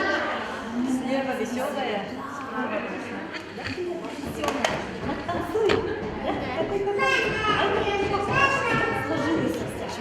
Здорово. Следующая тема. Ой, какая почти пантера получилась. Молодец. Кишки добавляющие. А теперь храбрая и трусливая. А вот так.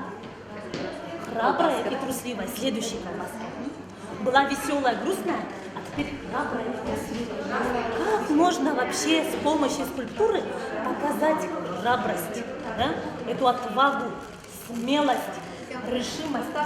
Слушай, где?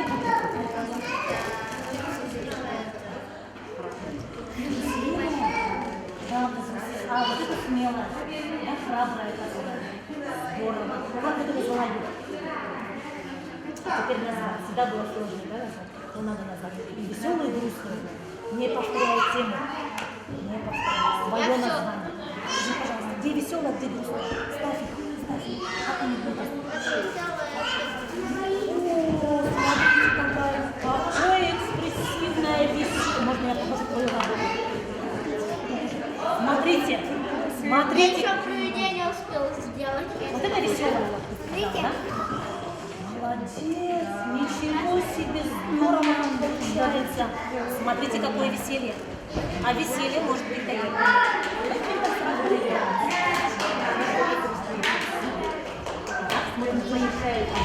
Где правда красивая?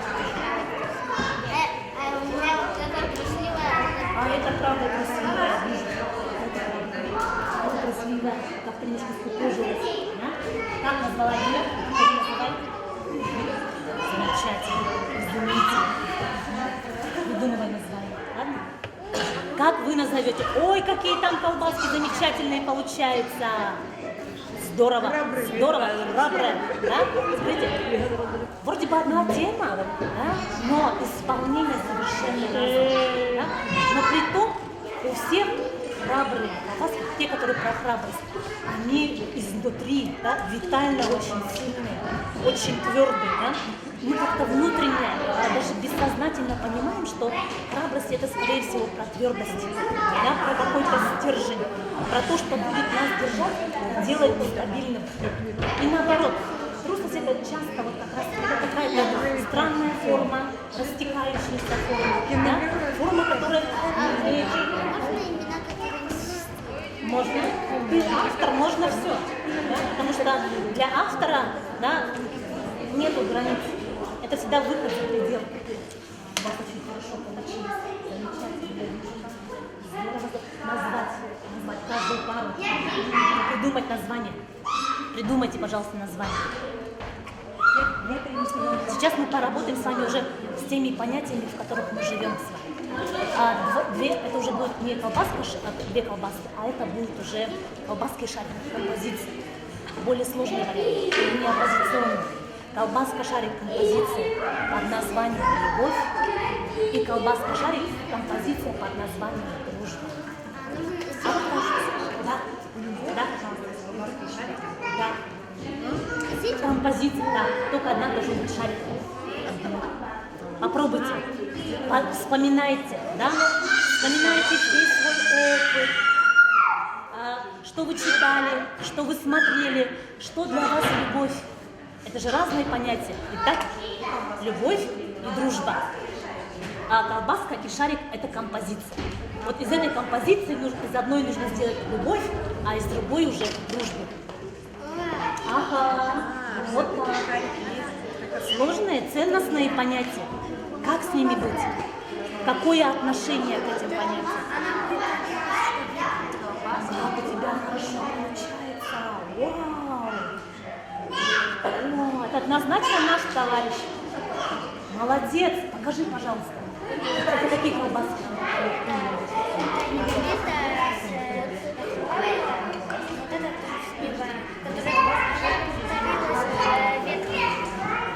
Ничего себе, как ты видишь. То есть наоборот, да, получается? Я почему-то подумала, что вот это, наверное, храброе, это сильное. А вот она притворяющаяся. Как ты назовешь эту композицию? Подумай, пожалуйста. Замечательная работа. Какое видение потрясающее. Вы услышали? Да? Притворилась веткой. Любовь и дружба. Да, любовь и дружба. Любовь, дружба. Отлично. Ух ты, прям нужно показать всем. Смотрите, как иногда мы можем изобразить такие понятия, как любовь и дружба.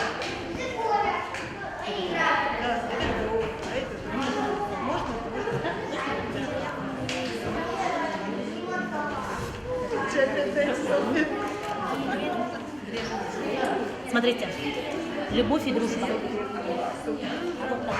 Что-то здесь любовь, что-то здесь дружба. Смотрите, как это можно сделать. Вот такое решение. Попробуйте назвать. Авторское название. Это сложно, но нужно придумать.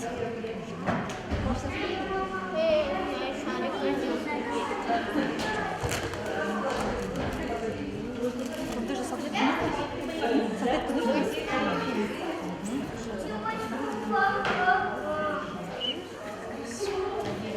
И сильные работы. Прям изумительно сильные работы. Супер, супер. Очень хорошая, витальная работа. Угу. Решили не делать любовь и дружбу. Подумайте. Покажи, пожалуйста. А где у тебя что?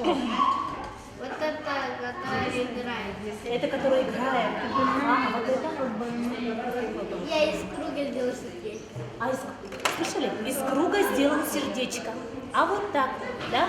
Вот этот культуральный образ сердца, он вот в ребенке проявился. Молодец. Ты очень много знаешь. У меня название пришло. Чувство. Вот так. Чувство. Здорово. Я там жду, пока не завяжу. Древесные змеи. Обалдеть. Это очень интересное название. Имя свое подпишу. Обалдеть, здорово так получается. На своих занятиях мы прорабатываем всю линейку ценностей. А давайте-ка угадаем, кто здесь. Как интересно, смотрите, сколько тебе лет? 9 лет человеку. Где это дружба? Видели? Любовь. А это дружба. Как интересно. Здорово. Вот я. Как интересно. Какие там интересные работы у вас. Супер. Молодец. Покажи. Пока еще не вижу. Давай, держи. Очень интересная работа. Как ты назовешь? Ты автор, ты должна назвать. Какие замечательные работы. Вот, почитай. Написал мне?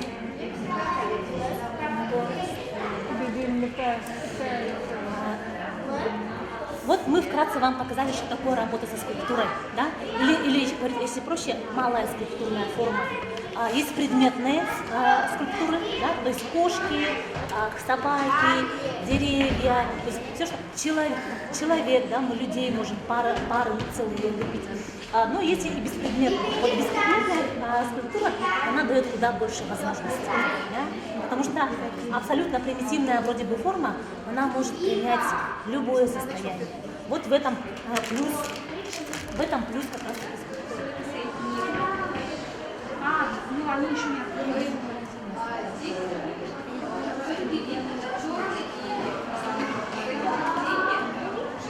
Все-таки они живут отдельной жизнью.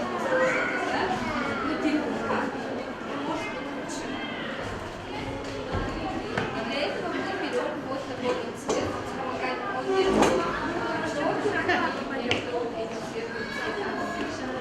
просто набираем, и желательно он должен быть матовый, именно сатиновый.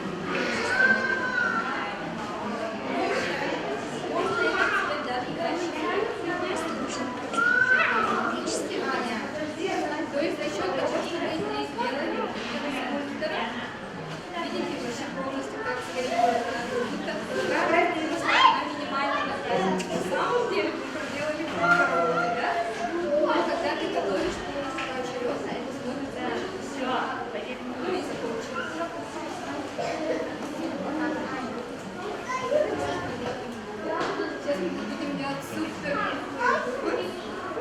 без как мы делаем сначала рисуем галочку.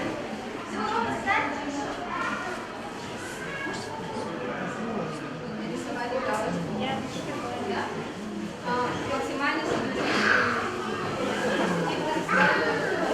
сразу рисуем круг, и потом смотрим, какой здесь период. И под конец рисуем круг. Потом мы делаем линию, немножко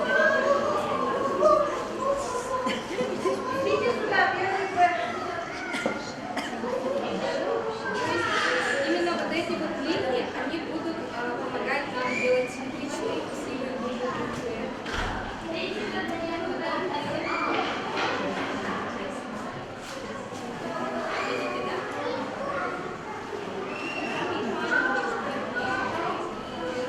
Это настоятельная рекомендация, если вы делаете красную. Оля!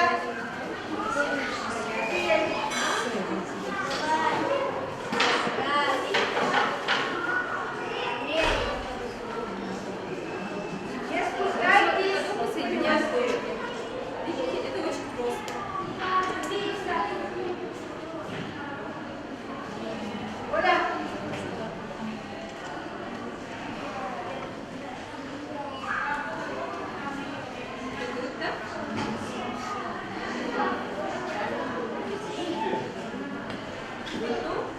Нам нужен постепенный процесс. Либо вы можете сразу сделать карандашом полностью выполнить. А если мы хотим добиться пухлости, несколько шагов увеличиваем. Но для этого нам нужно вот эту вот сторону, я оставляю как есть. Они немножко тоном светлее. Да? Прикладываем края, наносим и оставляем.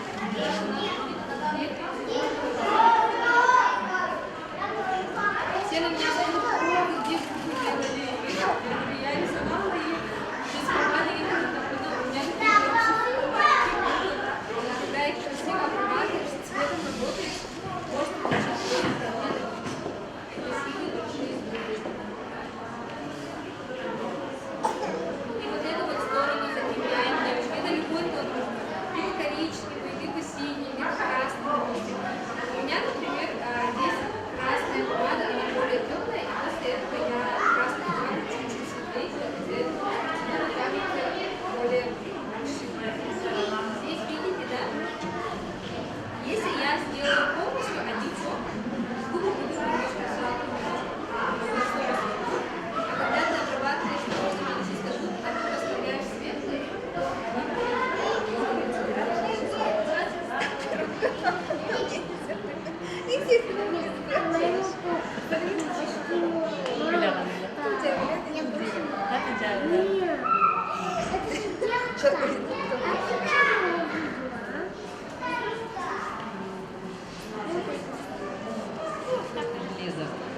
И таким образом вы можете профилактировать развитие уже анемии. А это уже заболевание, которое лечится очень долго, упорно и нудно, скажем так. Вот. Далее, это препараты. Препараты можно выбирать тоже любые. Самое главное, чтобы они подходили конкретно вам. Препараты железа зачастую вызывают много побочных эффектов, имеют, такие как боли в животе, запоры могут быть и так далее. Да? Поэтому это все подбирается индивидуально. Для профилактики железодефицитных состояний рекомендуется с 3-го триместра принимать где-то 20-30 миллиграмм. Вот, например, я очень люблю вот это хелатное железо от Солгар. Оно продается у нас в крупных маркетах, содержит дозировка 25 миллиграмм, но после консультации обязательно вашего гинеколога и принимается в течение всего 3-го триместра и до окончания грудного вскармливания после консультации специалиста. Далее, следующая добавка основная – это витамин D. Про витамин D я много слайдов не стала делать, так как сейчас везде транслируется про витамин D информация. Зачем нужен этот витамин? Не только чтобы регулировать у нас, например, обмен кальция, фосфора, да, а чтобы доказано, что он участвует как в иммунной системе, в работе нервной системы и так далее. Зимой почему у нас очень часто наблюдается такое состояние, как упадок сил, депрессия, да? Нет настроения, частые простудные заболевания. Это может быть связано как раз-таки с дефицитом витамина D в организме. Есть профилактические дозировки, так называемые. Для беременных и кормящих это 2000 международных единиц. Больше принимать во время беременности не рекомендуется, потому что могут быть нежелательные эффекты. После беременности вы уже можете на основе анализа, который сдается в лаборатории, принимать лечебную дозировку, потому что все женщины, которые ко мне приходили на прием, сдавали, у всех есть дефицит железа, дефицит витамина D в той или иной степени. У некоторых вообще по нулям вот этот витамин D, и, соответственно, состояние человека не очень. Вот лабораторные значения.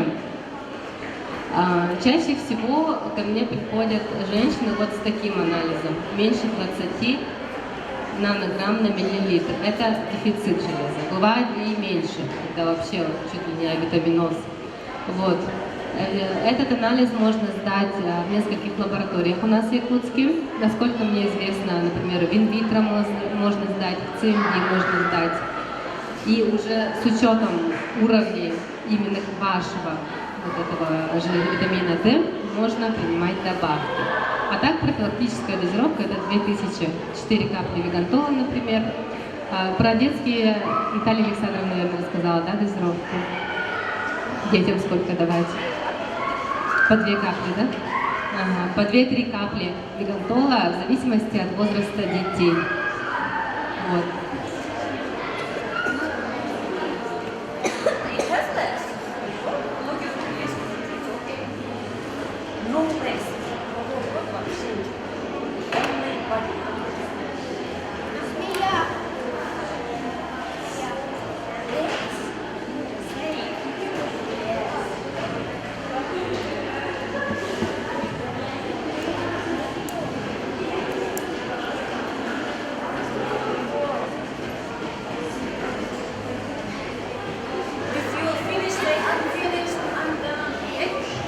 Если вообще ничего не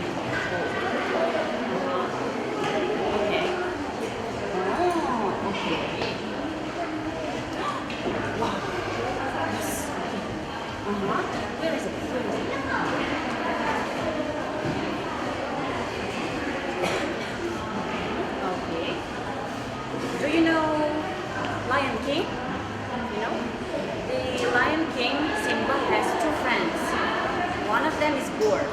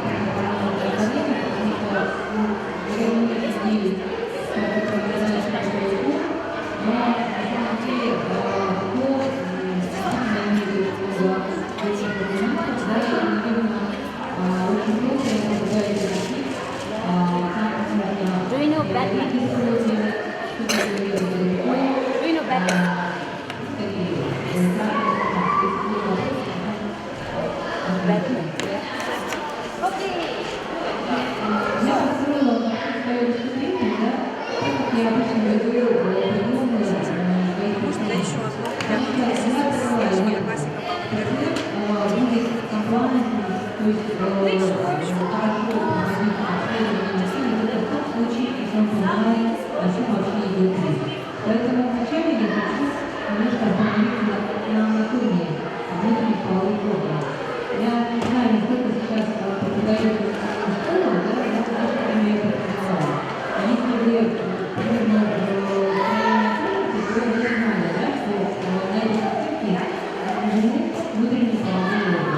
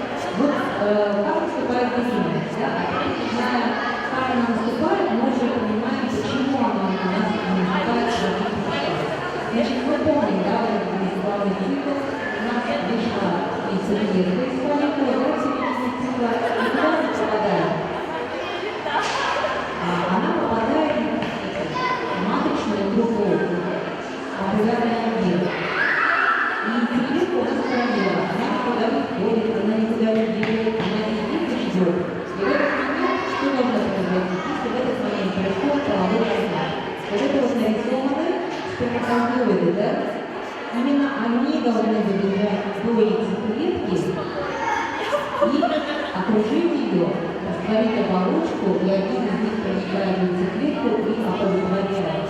Для чего мы смотрим показатели спермограммы? Для того, чтобы как раз определить, насколько у мужчин хорошая сперма. Почему такой длинный путь продвижения нужен сперматозоиду? Это как раз таки довольно трудно до нее добежать, потому что они мелкие. Да, то есть они проникают через вот этот суженный участок, а яйцеклетка на этом суженном участке может остановиться в продвижении. Но развитие эмбриона продолжается, и поэтому развиваются, к сожалению, трудные беременности. Понятно, да? И только на стадии бластоциста яйцеклетка приходит в полость матки и имплантируется, если там прогестерон уже все подготовлено. Вот. Значит, нам нужно, чтобы беременность наступила, нужны подвижные сперматозоиды, нужна овуляция, про которую я сказала выше, нужны проходимые маточные трубы и нужен хороший эндометрий, чтобы туда оплодотворенная яйцеклетка прикрепилась. И, соответственно, зная опять-таки норму, мы теперь понимаем, как можно выяснить причину, почему не наступает беременность. То есть в первую очередь, это, конечно, нужно обследовать мужчину.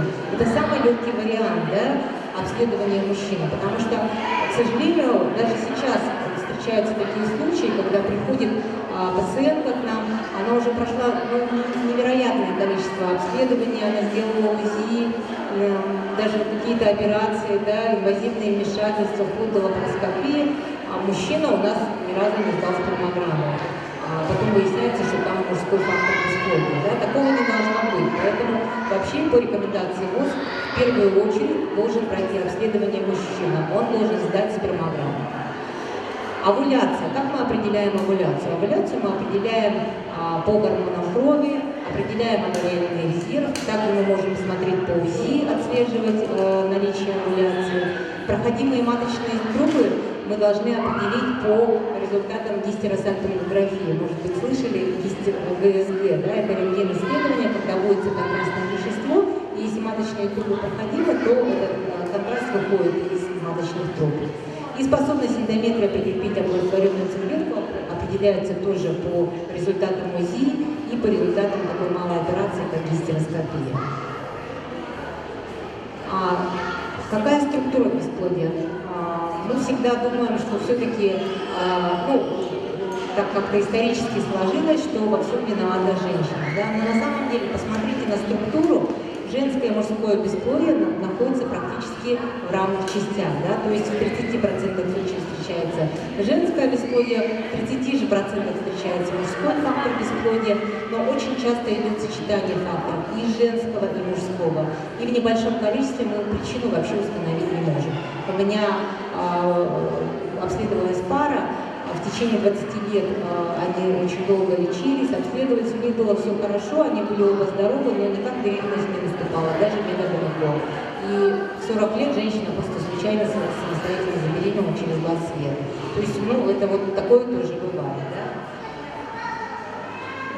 Вот, я, конечно, как гинеколог не могу не остановить свое внимание на заболевании, передающихся половым путем, потому что основной причиной крупного бесплодия, да, это все-таки являются те самые ЗПП.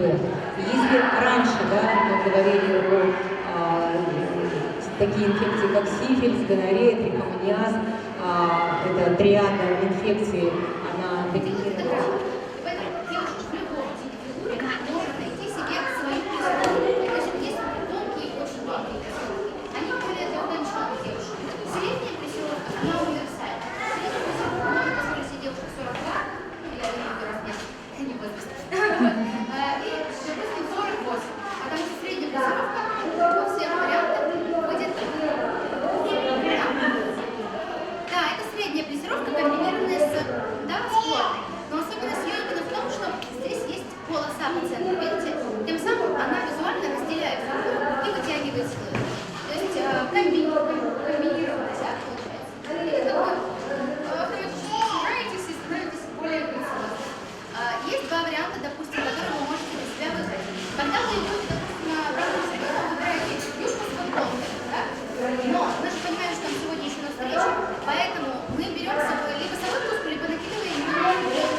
Если вы просто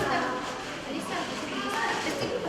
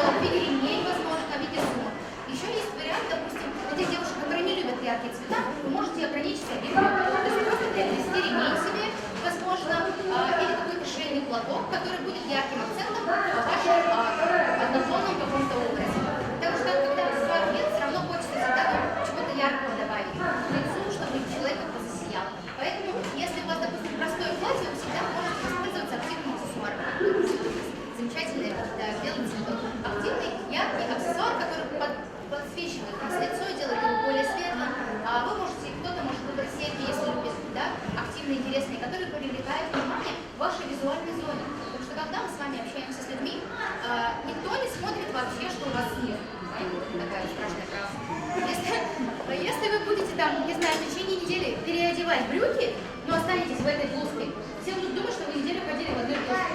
Никто не заметит, что вы переодевали какие-то брюки, низ там, и так далее. Это никого не волнует. Поэтому визуальная зона должна быть максимально разнообразной. Поэтому нужны аксессуары.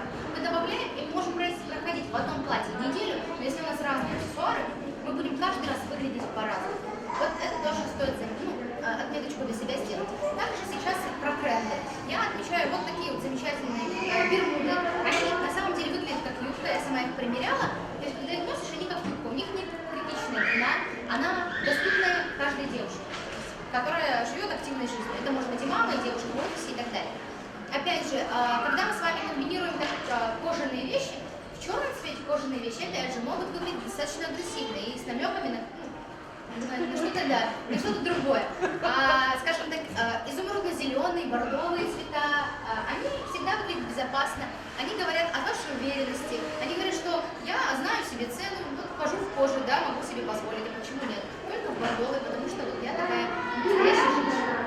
Вот. Поэтому, когда мы выбрали, допустим, бордовые бермуды, тут опять же вы можете выбрать и спортивную обувь, в случае, если вам нужно, да, быть активной сегодня.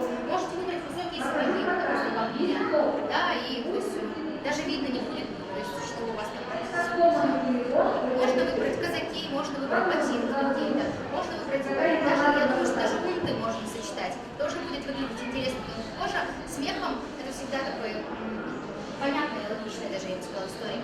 Вот, и добавляем сюда просто свитер, то есть на каждый день. Мы добавляем свитер. Под низ можем добавить маечку какую-то, да, и добавляем свитер. Просто нивелируем всю эту кожу какую-то, да, которая может показаться нам вызывающей, возможно.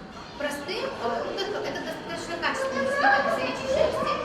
Можно приобрести себе такой и точно знать, что всегда будет в нем вам будет тепло и будет в таком вот сочетании вы это делаете, выбираем совершенно любую обувь. Особенность этого образа в чем? В том, что он совершенно простой. Но за счет того, что ваши бермуды кожаные, образ становится стильным и отвечающим времени. То есть вы можете выбирать себе вещи простые, не обязательно организовать, не обязательно, чтобы на них были цветочки, какие-то надписи. Достаточно, чтобы это была интересная фактура, интересный материал. Допустим, у девушки сегодня водолазка. Вроде бы простая водолазка, ничего особенного, но она очень интересно переливается люрисом. Если бы это было в красном цвете, это было бы странненькая история. Она у нее в нежном бежевом оттенке. Ничего вызывающего, просто красиво, эстетично и да, нежно, и подчеркивает романтизм девушки. То есть это же важно, это вроде бы такие маленькие моменты, но как важно обратить внимание на фактуру. Потому что вот с фактурами работать несложно, потому что вы сочетаете что-то очень простое и какую-то фактуру. Да? И все играет сразу. А если черная кожаная юбка стала светлой, лучше? С кожаной черной юбкой лучше сочетать, конечно, спокойные оттенки. Не яркие. Яркие можно в случае, если это уместно. То есть, если это не работа, это не офис, не встреча, это какой-то вечер, то можно, даже и нужно какое-то что-то красивое, можно в атласных материалах даже, да, чтобы переливалось красиво цвет. Там какую-то блузку с руками-фонариками в зеленом цвете, в красном, даже если вы любите этот цвет. Вот, даже в желтом. То есть это можно будет красиво выглядеть. То есть, но в дневное время, конечно, лучше ограничиться с кожей, лучше не играть, скажем так, с огнем, да, выбрать умеренные оттенки, и точно не проиграете. Будете выглядеть и стильно, и комфортно, и красиво. Вот. Что касается платья. Самый лучший вариант, это мое мнение, возможно, я, конечно, кто-то со мной поспорит. Я люблю платье-халат и всем их советую. Платье-халат — это платье, которое полностью до низа расстегивается. Достаточно длинная здесь, но смотрите, здесь у нас платье полностью до низа расстегивается. То есть, в чем особенность таких платьев, которые расстегиваются до низа? Они могут стать классной накидкой. Выбираем белую футболку, простые синие джинсы и сверху накидываем свое платье. Завязываем, если связочки есть где-нибудь сзади, как пальто, да, подрезали, и получается уже накидка. Захотели пойти на вечер, добавили в платье, то есть расстегнули платье прямо до самого верха, вот здесь вот, то есть завязали тоже сзади или добавили красивый ремень, на ножку что-то обтягивающее, это возможно скини, джинсы или же леггинсы, да,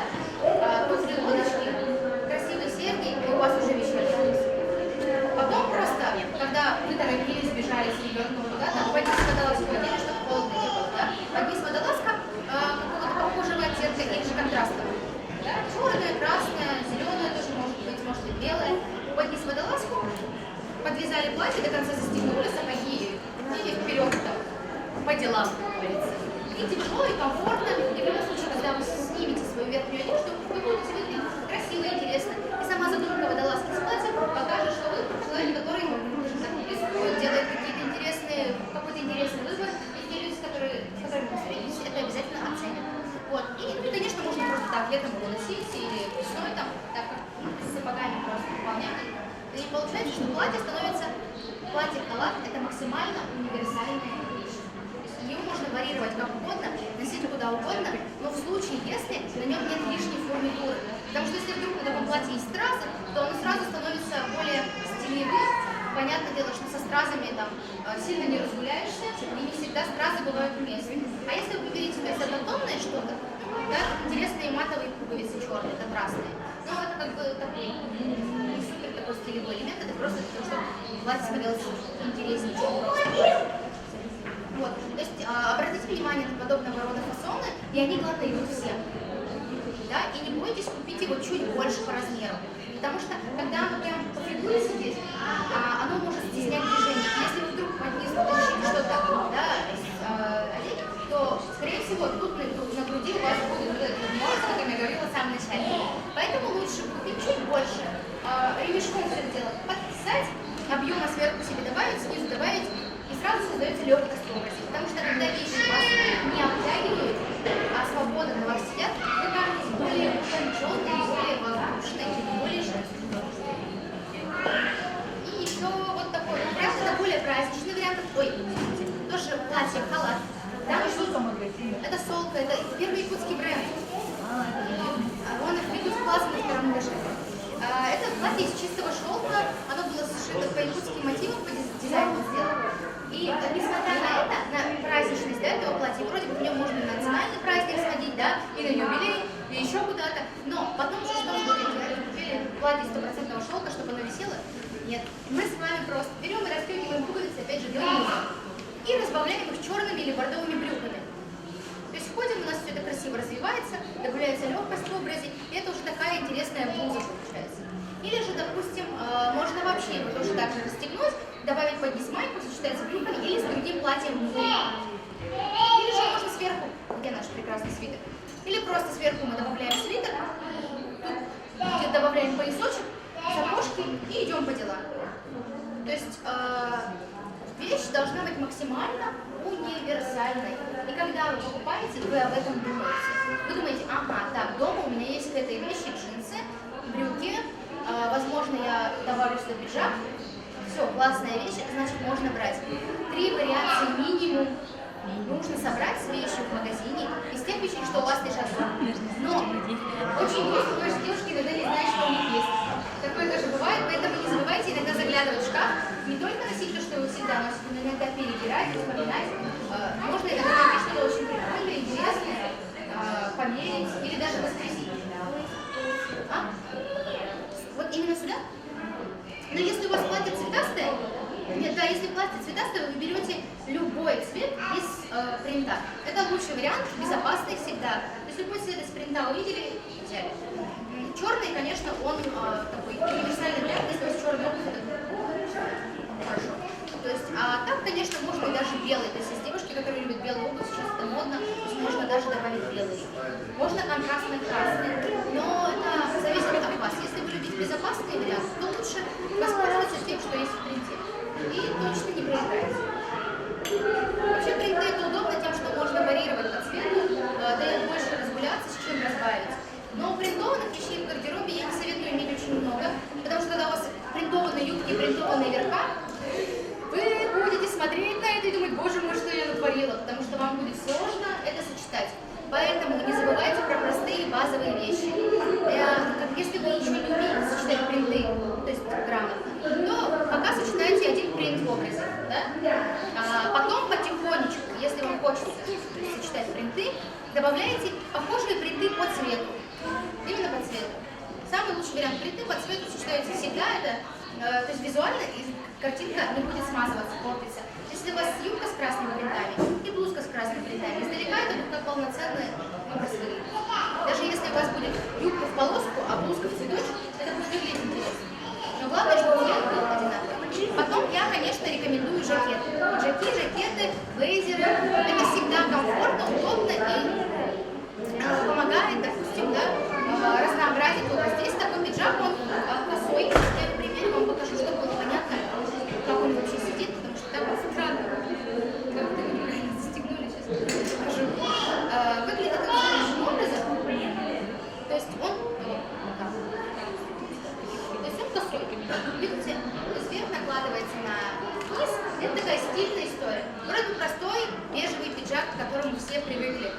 И которых уже у всех есть, и, возможно, кому-то даже уже надоел.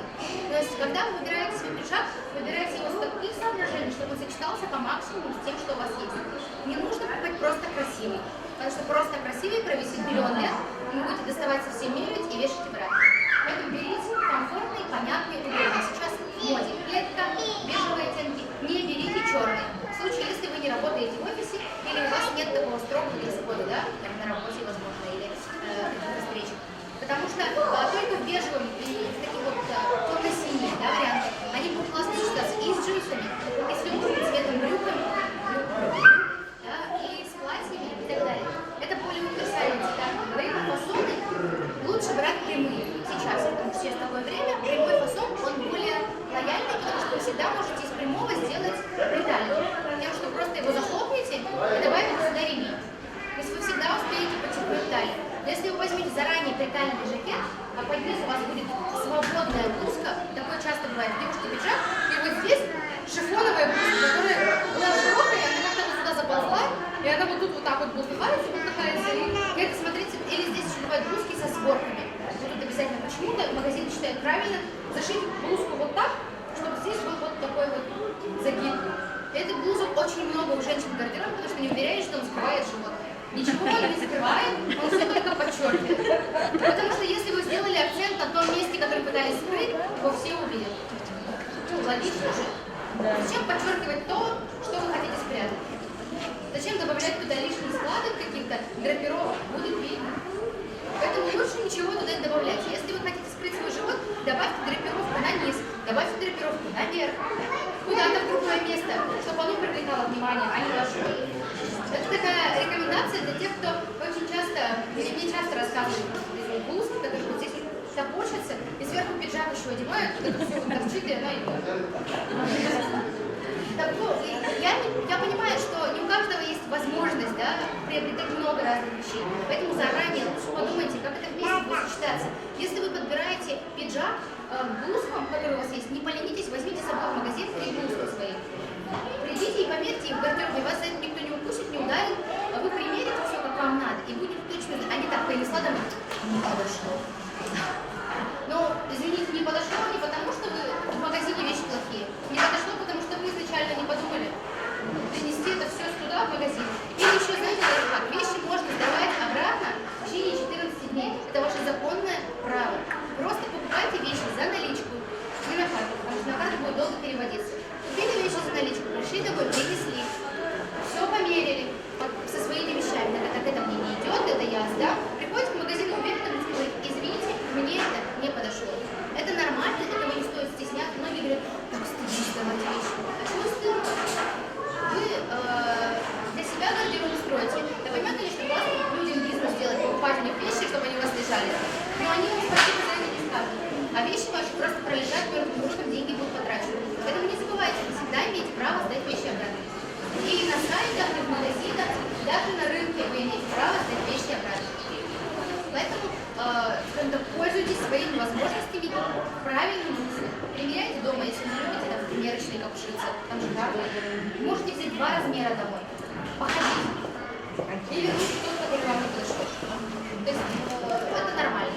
Ну и что касается пиджака, в общем, берем какой-то интересный, нестандартный, но при этом понятный.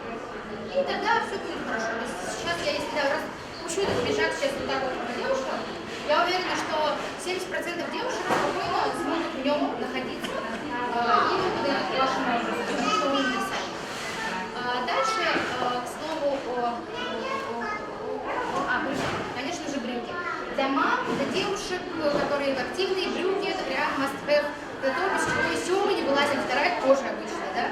Брюки, футболка, брюки, рубашка, брюки, свитера, брюки, водолазка, брюки, пиджак. И бедные эти брюки страдают постоянно. В этом случае, если вы нашли идеальные брюки, джинсы, купите 2 сразу варианта. Потому что у брюк очень большой процент износа. Пиджак, вы пройдете 10 лет, с ним ничего не случится. С брюками будет беда. Они вот тут протрутся, здесь протрутся, карманы протрутся, все протрется, цвет потеряется. Потому что вы будете на солнышке ходить, а пиджак будет в кабинете висеть. Или просто на руке где-то в пакете, потому что не всегда в пиджаке ходишь. А в брюках ходишь всегда, низы протираются гораздо сильнее. Нашли идеальные брюки или идеальный, там, допустим, даже костюм, и пиджак, как я куплю, покупайте сразу 2 пары брюк в пиджаку. Пиджак будет 5 лет носиться, брюки гораздо меньше. Потом, вы знаете, как смотришь, и такое кладбище забытых пиджаков, особенно у девушек в офисе. Низы все сносились, а верха висят. Ждут, когда случится, не знаю что. Вот, поэтому берите сразу 2. Если вам нравится, то есть варианты, берем 2 и не переживаем. Хорошие брюки, опять же, они будут в тех цветах, которые я уже перечислила. Так, чтобы они сидели на вас удачно. Хорошие брюки это те, которые вам идут. Все, больше никаких правил нет. Я не могу сказать, что это лучшие брюки для вас, потому что, возможно, это неправда. Возможно, вам идут брюки. Девушки с активными бедрами, да, могут выбрать себе брюки лёжки, чтобы уравновесить свой низ и, да, и свою среднюю полосу. Это очень удобно. Брюки клёш, это опять же мода, сейчас в тренде слова 70-х. Если можно вернуться в брюкам клёш и свой, да, добавить правильные пропорции своему телу. То есть девушки, у которых нет наоборот, скажем так, да, активных бедер, то тут мы добавляем уже брюки с какими-то карманами, более активными на бедрах. То есть делаем акцент, чтобы добавить. Да? Может, в этом могут быть брюки с изгибами бананами. Это здесь классические брюки. Они, в принципе, сидят хорошо на всех девушках. Здесь они достаточно хорошие, здесь снизу есть разрез. Это тоже модный элемент. Вот. Такие брюки можно носить как в спортивном образе, так и в классическом. Когда вы покупаете брюки, желательно, чтобы они были настолько универсальные. Потому что вы купили брюки, вы знаете, классно, с кедами ношу, со слепонами ношу, с балетками ношу, с сапогами ношу, с лодочками ношу, с босоножками тоже можно. Все, супер брюки беру. Потому что если у вас есть классные брюки, но у вас нет обуви, это не классные брюки. Потому что от них нет никакой пользы. То есть классная вещь, это то, с чем вам есть ее носить. Пока вам есть чем ее носить, это просто вещь. Да, она вам не интересна, но она вам не нужна. Вот, это тоже запомните. Классные вещи, это которые есть чем носить. Самое простое правило, которое стоит запомнить.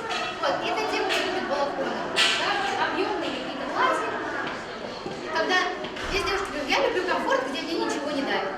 Вот, когда такое платье. Но помните о том, что когда мы в таком платье, такие платья обычно выбирают девушки плюс сайз, да, преимущественно.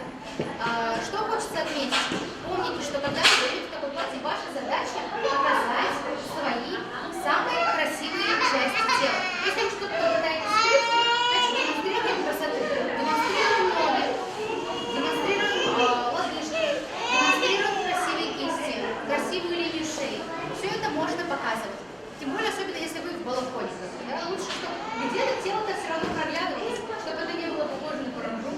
Поэтому выбирайте какой-то, возможно, выглядеть, чтобы вытянуть шею. А выбирайте более укороченный рукав, чтобы ваша рука была какая-то женственность, все равно проявлялась в ваших движениях. Потому что также в плюс-сайз размере хорошо, когда материалы летящие. Потому что летящие материалы делают более воздушные. Они делают вас более утонченными. И вот такой платье, в принципе, можно и с ботинками, и с сапогами. Здесь также можно добавить ремень, если вы хотите, да, корсетный ремень для тех, кто увлекается каким-то подобным стилем. А можно сделать это платье в стиле боха, то есть, потому что здесь, опять же, стилистика, как вы заметили, да, похожа на японское платье холодает. Изначально мы так и задумывались. Если это такой холодает в стиле гранж, да, но его можно носить по-разному, его можно даже в офисе. Если вы будете сочетать его с водолазкой или с трикотажным платьем под низ, это тоже будет смотреться интересно. Вот. Такие вот дела. Я думаю, я на этом закончу. Если у вас есть вопросы, я с радостью на них отвечу. Вот так. Республики Саха-Якутия, а также от Женсовета Кожинского округа мы благодарим Дарью Соколову за столь совет по стилю, да, для мам, для женщин, для девушек. И мы благодарим вас, что вы приняли участие именно в фестивале, который был приурочен именно проекту «Комфортное материнство». Спасибо вам.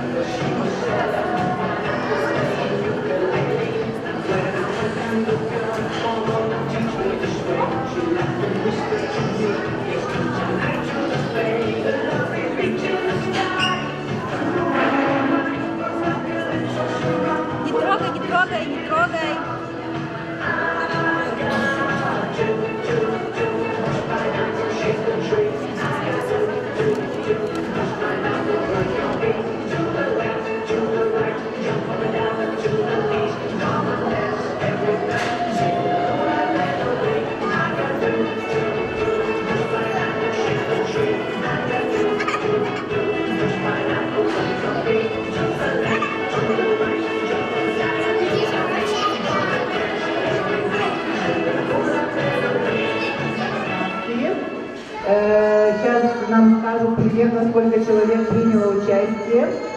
И хочу сказать от имени Союза женских организаций, от имени организаторов Министерства труда и социальной политики, Министерства по делам молодежи и социальным коммуникациям, что такие фестивали очень востребованы.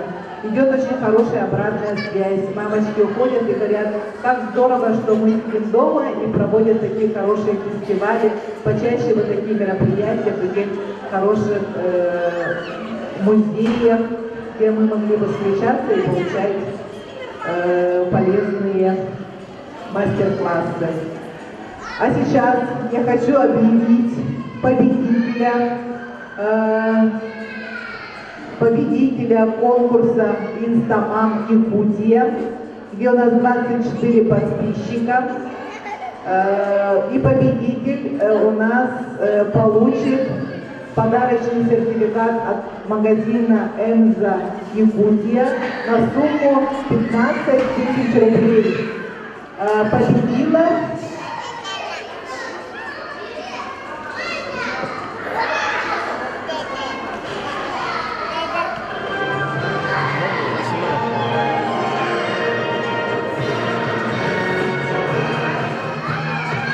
Победила девушка, у которой более 700 комментариев, и ник называется, еще раз, Розальдо. Розальдо! Поздравляем! А мы думали, неужели она сидит где-то, оказывается, вы здесь. Ник Розальдо. Поздравляем, вы победите сертификат на 15 тысяч рублей. Сколько лет вашему ребенку, представьте? Здравствуйте, меня зовут Кривалская Розалия, у меня дочка почти 2 года, год и 8 месяцев. Теперь очень рада победить. Ура, поздравляем! Как так случайно? Это я! Там, значит, было более 700 комментариев, она сфотографировала там доченьку, да? Да. И написала, пожалуйста, прокомментируйте, я участвую в конкурсе. Ей более 700 человек, как раз на нашем аккаунте «Мамочки Якутия» проголосовала. Поздравляем вас! Еще раз. Девочки, общее фотографирование я приглашаю Лену, Валентину фотографироваться с победительницей. Вот у нас, да, организаторы, Валентина. Это те девочки, которые ведут страницу «Мама Инстаграм». Да. Леночка, где? Поздравляем. Супер, супер. Обязательно пишите в комментариях. И сейчас я хочу вручить благодарственные письма, вот, которые нам тоже помогли организовать данное мероприятие. Студия нейропсихологии «Светлячок». Всю команду «Светлячка» приглашаю сюда, на сцену. Вот они, прекрасные девочки, это психологи, самые востребованные сегодня специальности. Они ведут огромную работу с детишками, с мамочками. Большое вам спасибо. Каженкина Саина Андреевна.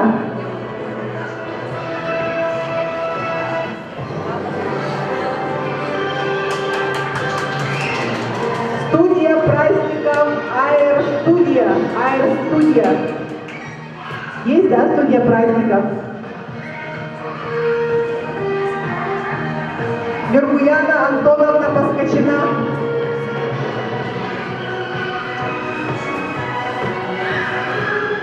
Мандарова Наталья Иннокентьевна.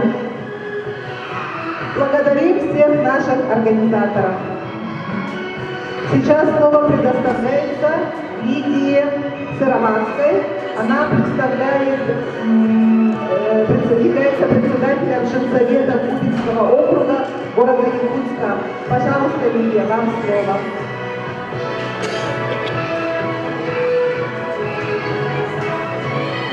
Добрый вечер, дорогие мамы города Якутска, граждане Саха-Якутска. Поздравляем вас от имени Женского совета Кубинского округа с таким замечательным, ярким, активным фестивалем. Благодаря состоялся данный фестиваль благодаря женских организаций Якутии и инстамамам.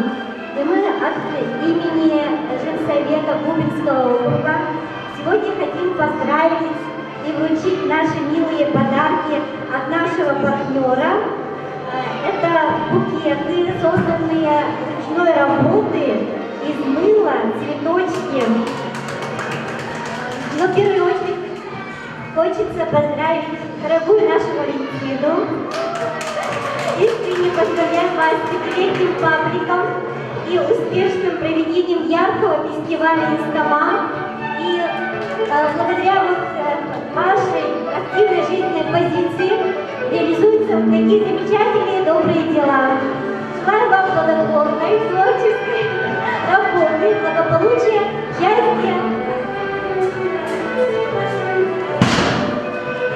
И подарочек.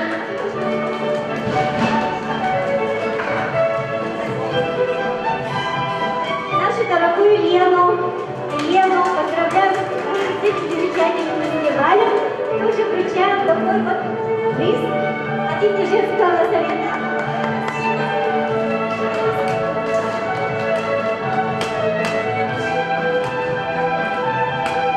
И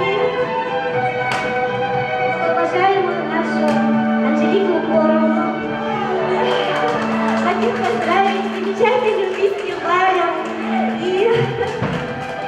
благодарим вас за ваш неисчерпаемый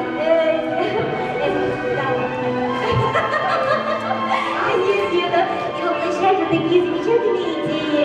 И данный фестиваль он сплотил всех нас, да, мам в первую очередь, и женские организации, и от нашего партнера.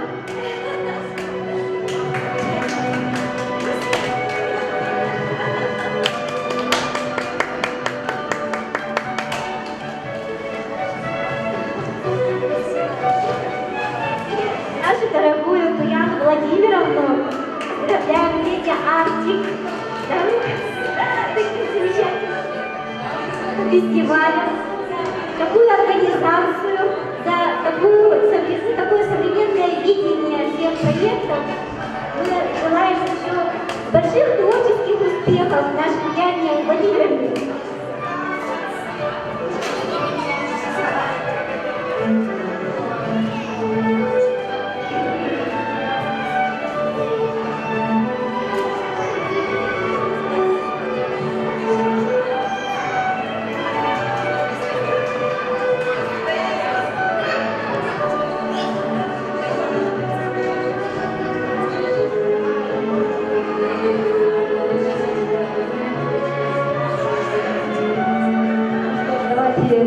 Я возьму слово внимания и скажу большое спасибо всем дорогим нашим мамам, которые посвятили свой сборный вечер именовал. Инстапаму сегодня 5 лет, но я считаю, что это только начало. Это как маленький ребенок, который начал родиться, начал ходить, а впереди у него взросление. Пожелаем нашим девушкам, Лене, Вале, дальнейших успехов. И обязательно мы планируем, что этот фестиваль будет ежегодным. Через 10 лет, и на следующем году, мы посмотрим, как девушки нас решат, мы обязательно встретимся с вами, дорогие мои подруги, дорогие мои друзья, и с вашими детьми. Всем удачи, всех любят, всех целую. Подписывайтесь на нас в социальных сетях, сжоекд.ру и обязательно участвуйте в наших мероприятиях и в наших архивах. Всем спасибо, до свидания, до скорой встречи.